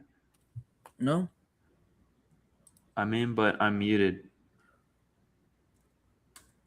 I sent you the link, Sam. Check your DM. Phone. This is my only account. I sent you a link. Careful of imposters, ladies and gentlemen. I'll never message you about crypto or any other nonsense.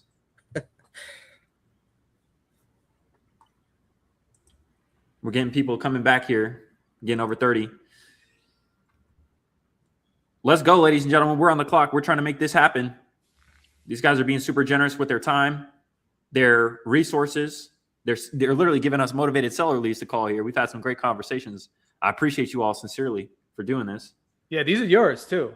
Y'all take them. Yeah? Yeah, you close anything, just have it, dude. The leads are yours. Wow. I can't tell you. Hey, I've had people approach me and say, hey, yeah, John, let's do a stream. We're going to show off this product, this whatever it is. And then at the end, after all is said and done, they say, all right, what are we going to do about the split? Oh. What's the split? Oh, no, they try to get you on that. No, these guys, every guest I've had, you can take it. You can take it. Just know my team's going to be calling it too. So may the best closer win. So, but they're not going to be like, what's the split, man? Give me, a referral fee. I've been on some of those streams. It's funny. It's like, I'm here to give value and get value. I'm not trying to pitch whatever, but how many Chihuahuas you guys got in this group, huh? They love these Chihuahuas, man. It's just Chihuahuas. Nobody got no Huskies, no Dobermans, no Rottweilers.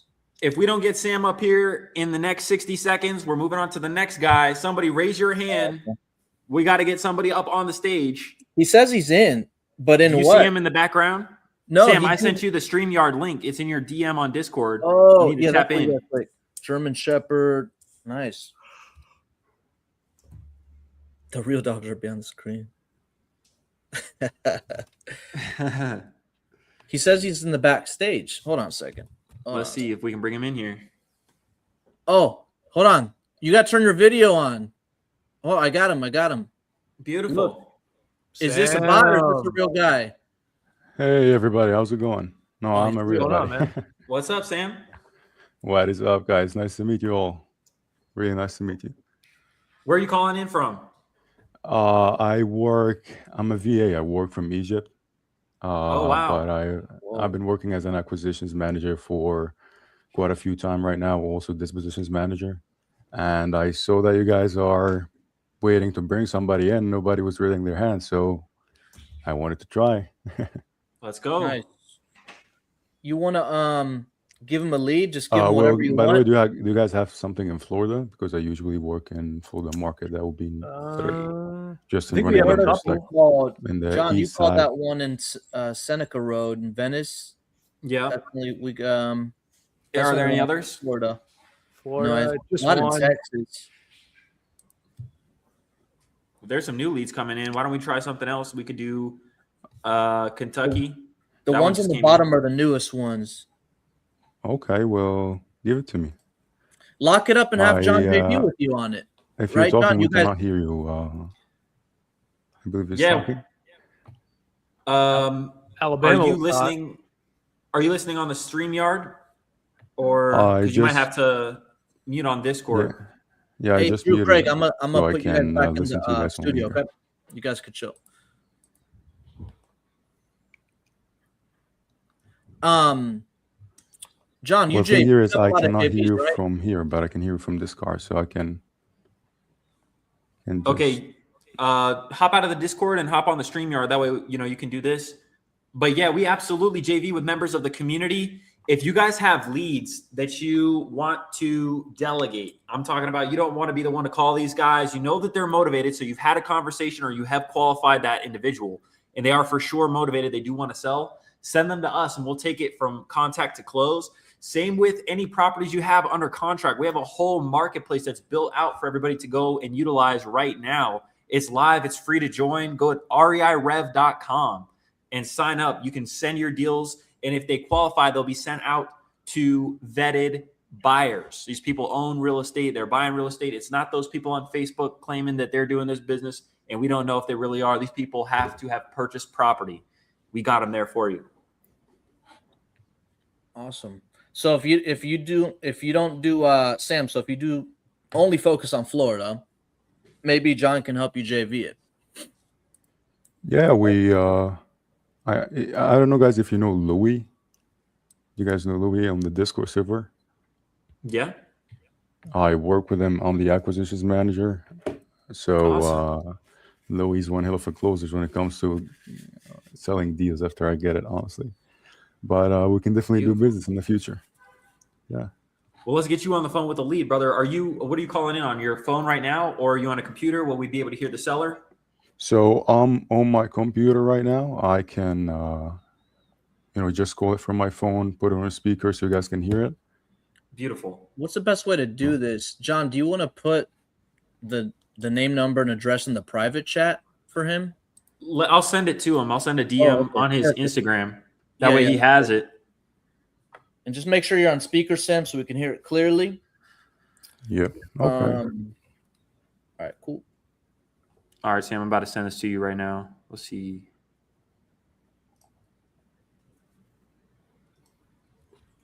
Name, number, and address. Boom. He just called in or just filled out that form. Okay.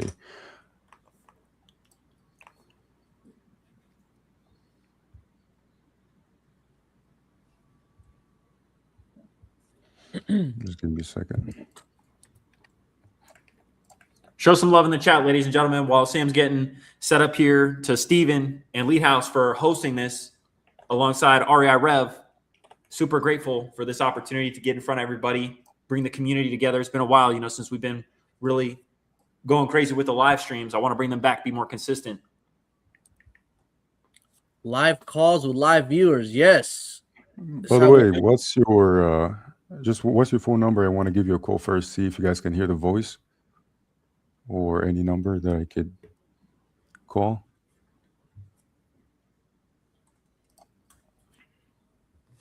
I got you.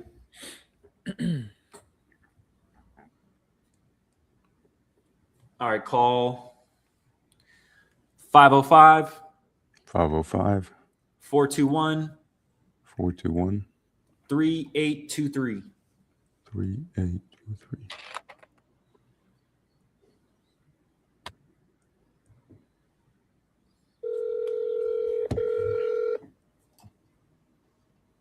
Yep, we hear it ringing. Okay, that's good. Beautiful. Yeah, you're good to go. Let's do it then. Beautiful.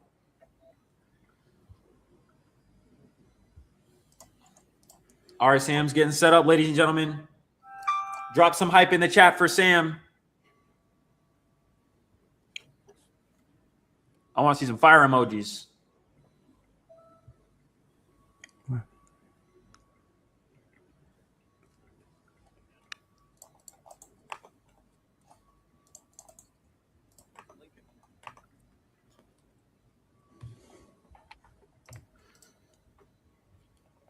Are you guys ready? Hopefully they answer by the first time because they don't usually do. Let's start.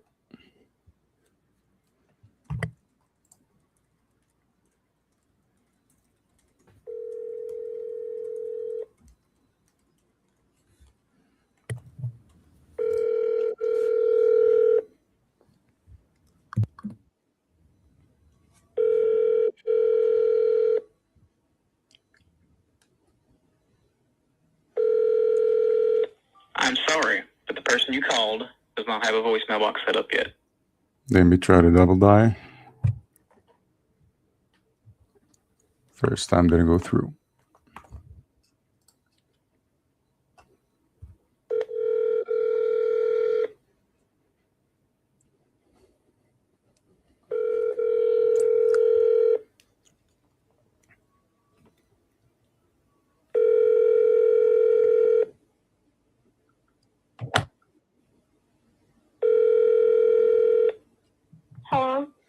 Hello? Yes, hello, this is Sam Spicker. I'm looking for David.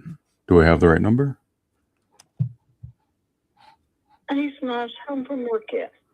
He did not come back from work yet, you said? Yeah. Okay. Well, I was just giving you a quick call, guys, about the property in Lincoln Avenue. You just filled out a form about selling it on our website. Just wanted to touch base about that. So Okay, yeah. you guys are still interested in selling it, right? I'm interested in selling. Okay, sounds good. Well, when does he come back, by the way? So I would like to catch both of you guys, but if not possible, I can, have you on the call. That's fine. So when does he come back? You can ask me anything about it. Then he might be home about 8. Mm-hmm. Okay. Well, how about this? Let me ask you a few questions about the property, just to get a better idea, and I can run some numbers, and hopefully we can make something work, guys. Okay.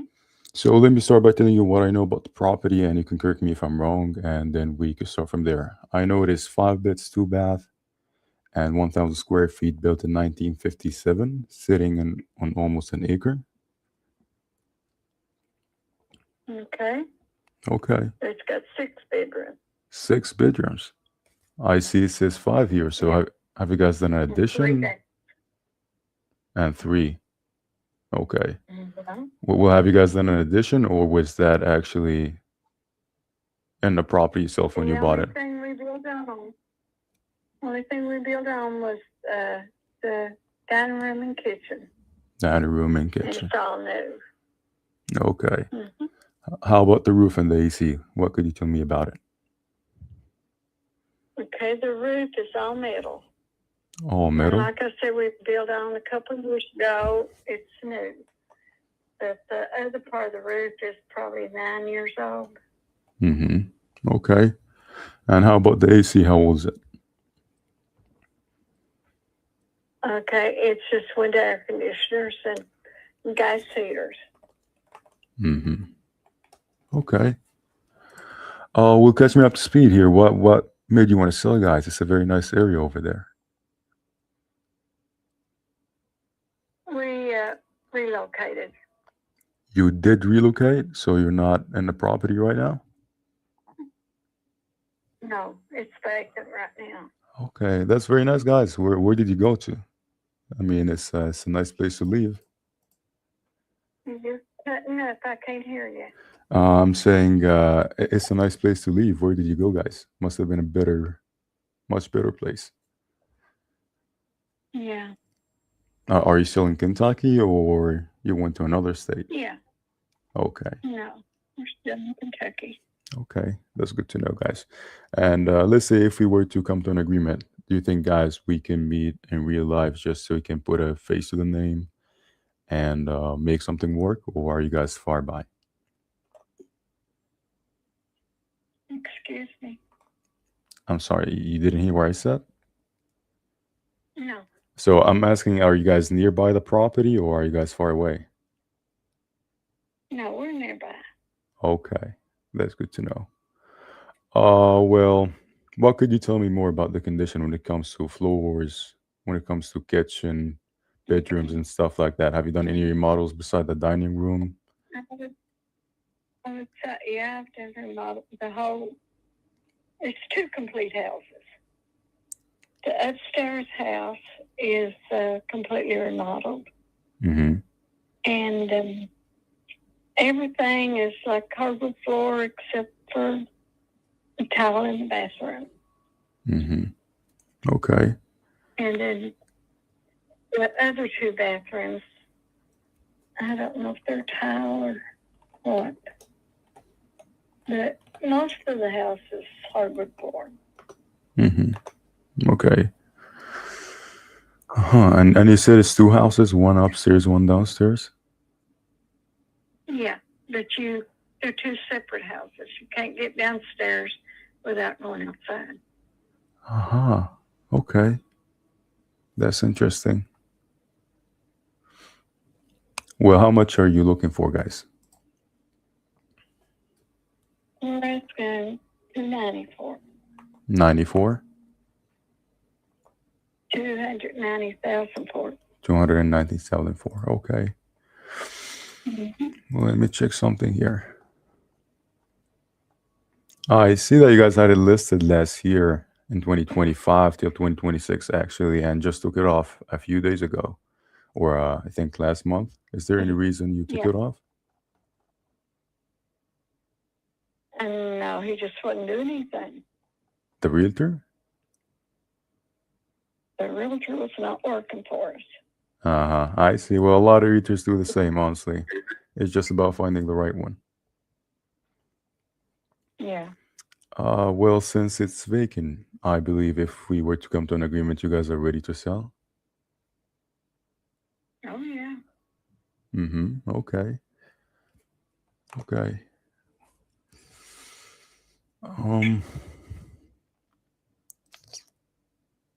It has 2 garages with it, one for each house. Uh-huh. It has a couple of decks built on. Mm-hmm. Okay. Well, you said that it's 2 separate houses, and to go to the other one, you have to go outside first and enter the other. So, how many beds and bath in each one? And how's the condition? The top one has 3 beds and 2 baths. Mm-hmm. The bottom one has 3 bedrooms and 1 bath. Okay. Okay. And then one has this big shelter room with it, like complete concrete built underneath. Mm-hmm. Okay. Well, by the way, I see. The top one has the top one has a big family room building. Okay. Well, I believe you told me earlier that you guys are close by, but you did relocate. So did you just move to upsize or downsize? Because honestly, it's a nice place to live. Well, I had to find a place that would hold me and all my grandkids and everything. Okay. You have grandkids. Yeah. Well, Their mother passed away and had to well, you do sound young. take care of them. I wouldn't guess that you have grandkids, but okay. My great grandkids. And have you guys reconsidered listing it again with a good realtor actually that does show the property to more people and have actually qualified buyers? No. No. Okay. Well, honestly, I'm taking a look at it right now with you, trying to see where we can be at. Um, from the pictures I see when it was listed, I think it needs quite a few updates. That's the problem. But let me check something. The downstairs.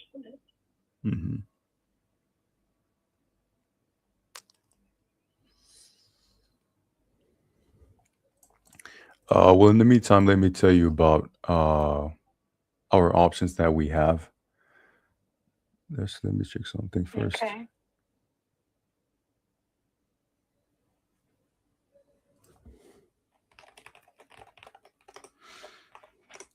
So first option that we usually have is cash offer. When I say cash offer, I mean us investors buying the property ourselves. So that basically includes us going in, just seeing the property and doing a few inspections and buying it ourselves. In that option, we close very quickly in like 3 to 4 weeks. We didn't take a lot of time, no hassle, not a lot of showings, just making sure the property is in the right shape. In that option, usually we come a little bit lower than the market value since you're basically getting ease and quick sale for a little bit of less money.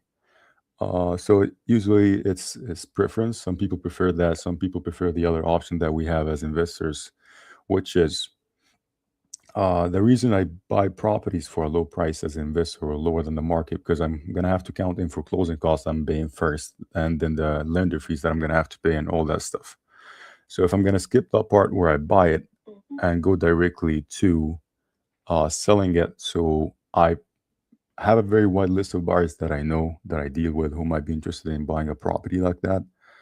I basically show it to them, maybe have the property put on the MLS if needed. But in that part, there will be no commissions or closing costs or fees at you guys at all. I basically have them show the property. If they say I want this and that to be fixed, whether to pass inspection or for the buyer to move forward, I do it out of my pocket, and we close within around 45 to 60 days. In that option, you of course net more money. The only difference is timeline and who buys the property.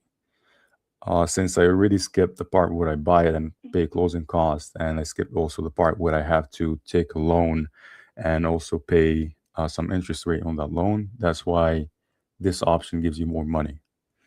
But it might include, again, showing the property a little bit. All I need from you is flexibility when it comes to showing. Other than that, you don't have to lift a finger when it comes to negotiating, calling people, scheduling showings. If you just put a lockbox, it's done. That's it. Okay. So let me tell you right now what numbers we could possibly be in. Usually, honestly, I like to include both parties on the same call so I can present it to them.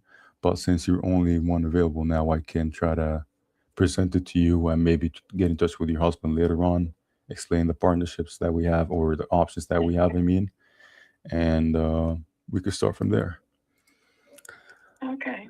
Okay. By the way, I saw you told me that you were looking for around 300. How did you get that number? Well, because after we bought it and paid for it, we put over 200,000 in it. Mm-hmm. Okay. I just want to get part of what I got in it. Mm-hmm. Okay. And how much do you still owe on the mortgage? I don't have a mortgage. Okay, so you bought it cash. It's free and clear. Yep. Okay, that's good to know.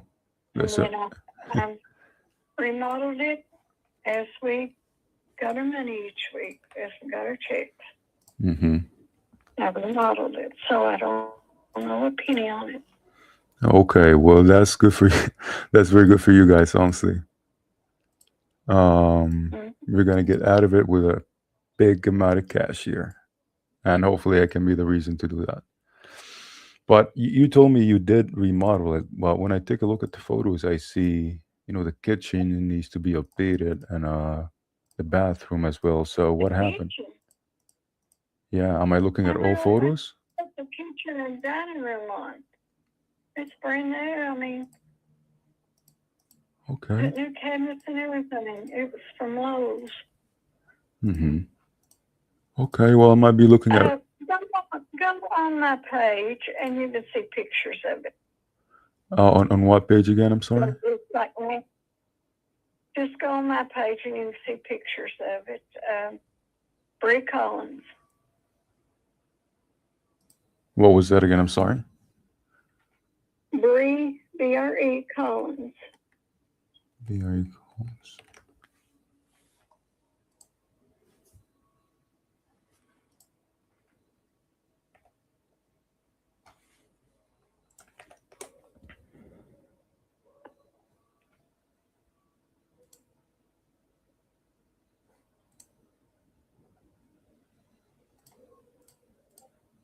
We've had a lot of people want to rent it, but I don't want to go that route.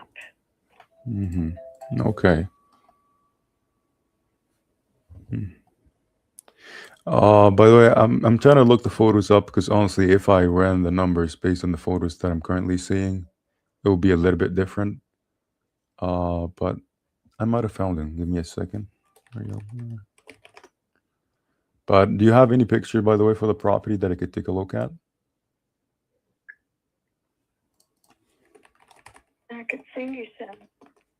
Do you have some right now that you could send them over with being on the call with me, just so I can make the offer right now?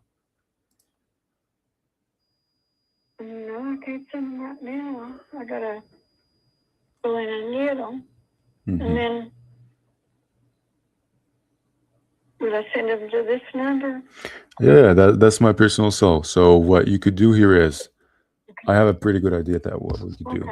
In the meantime, I know your husband is not there, so if you could take some pictures, send them over to this number. I'll have my team take a look at it, run some numbers, see where we can be at on both options.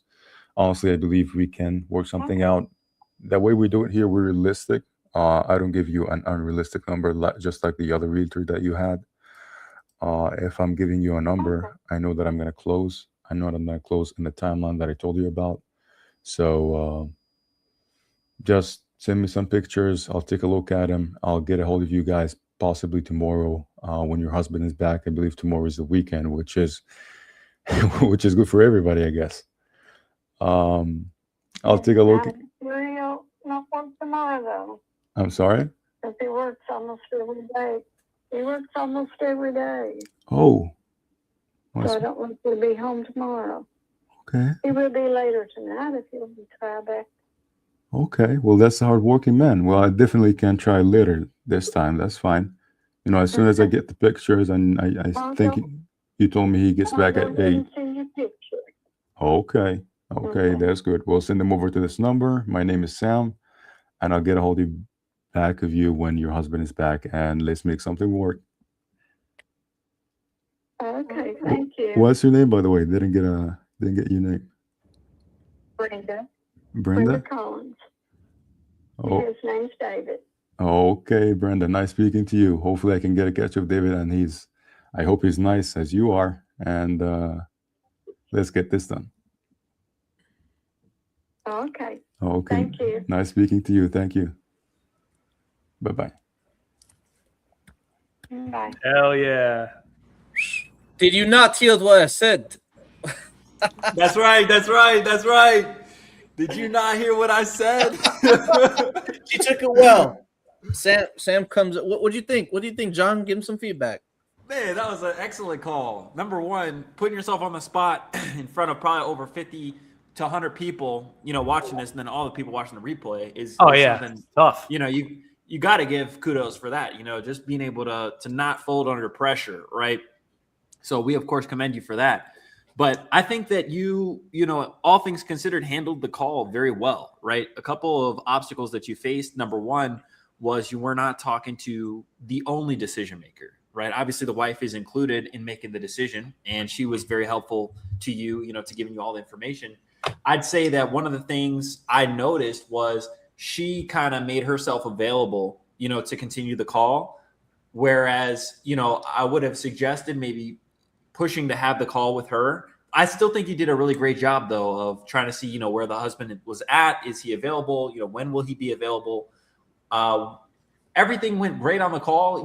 There were even some moments that were kind of like awkward that you recovered from, right? And you made an iconic comment, bro, that literally the whole chat lit up. I mean, you're going into the record book, for this stream. People are gonna replay that, and that's gonna be a legendary. Put on a shirt. Hey, put on the shirt or something. What'd he say? Yeah. I didn't catch it. What'd he say, Steven? He said, did you not hear what I said? Oh, for real? But there was another one. He said something about Lowe's. They kind of caught my attention too. But, yeah, the lady. Yeah, she got the cabinets from Lowe's. I mean, at first I thought she was saying, so this has 2 kitchens here. But at first I'm like, which kitchen is she talking about? Because one of these definitely don't look renovated. Let me see if I can pull it up here real quick. Yeah, but do you not hear what I said? I mean, that's iconic. That's iconic. Legendary. That's pretty serious. Yeah, this dude is a legend. No, that was great. So I was like, renovated kitchen. What's renovated about this? That's what I said. I mean, Kentucky renovation. Yeah, I don't know. That one looks nicer. That one looks nice. I thought we were talking about this one. Yeah, maybe that's the one she meant. She says it's 2 houses. These are the most recent ones from the MLS. Yeah, it's a big house. Wow, it'd be a good investment opportunity. Yeah, I saw this picture and I just thought of Sam just like talking to her on the phone. Like that's just like Sam and I was talking to her, but yeah, I mean, nice lady, a little bit unrealistic, but I like that you just kept going. Some people will be like, "Whoops, where'd you guys go?" Some people just would kind of like give up, and you just kept going. I mean, that's what's the worst thing that can happen? And she says no. She's really nice, but really good. Yeah, the only thing I'd hone in on was setting that appointment. It sounded like that was kind of the hurdle there, was like saying, okay, when are we going to get back on the phone? Because you were saying like maybe I could reach out tomorrow, but the husband is coming back later this evening, so maybe locking in a time. But again, this call was solid, right? It was legendary, right? These are just small things, that you could hone in on to make it perfect, right? But again, man, for people that are watching this, you got to understand this guy is calling in from Egypt. I don't know what time it is for you right now. You might be over there, right? Yeah, this guy, he's probably tired right now. It's like 2 a.m. over there in Egypt, and he's still making a legendary call. I mean, and he threw himself in the fire live in front of all these people that are learning from you. So again, I commend you. Everybody up here commends you, man. Okay, thank you guys. Well, honestly, it's a pleasure actually, getting on there. I like to put myself in uncomfortable spots where I found you guys are looking to just have somebody and that's how you grow, man. Call. And as well, you guys are very, very more experienced than I am, and getting feedbacks from you is very nice as well. So again, hopefully we can do business in the future, and it's very nice. I'll see these photos and actually make an offer, but honestly, I didn't want to make an offer because that didn't look like a renovated kitchen to me. So from Lowe's. Yeah. Awesome, Sam. Thank you so much, Sam. Have a good night. Get some rest over there. Thanks, Sam. Okay, thank you guys. See you later. All right. Dude, that was awesome. This was fun. Your community's very energetic, very lively. I think we should do something in the future again, but We have to wrap it up. Unfortunately, this is a 3-hour stream. I mean, it didn't feel like it, but it was Right? action packed. It was really good. It was Time really flew. good. So we had a good conversation. We had another accepted offer that he has to speak with his his baby mama on the co-parenting app, which I'm sure everything's gonna go fine. But any last words that you guys want to say before we hop off of here? I think we're what 5 of 5 on these calls, or 4 of 4. 5 of 5. 5 of 5 Yeah. accepted offers. So if you guys are looking for leads of real people who will have real conversations and try to need to sell their house, and then we got you. Hit us up. Yeah. Yeah. What about you, John?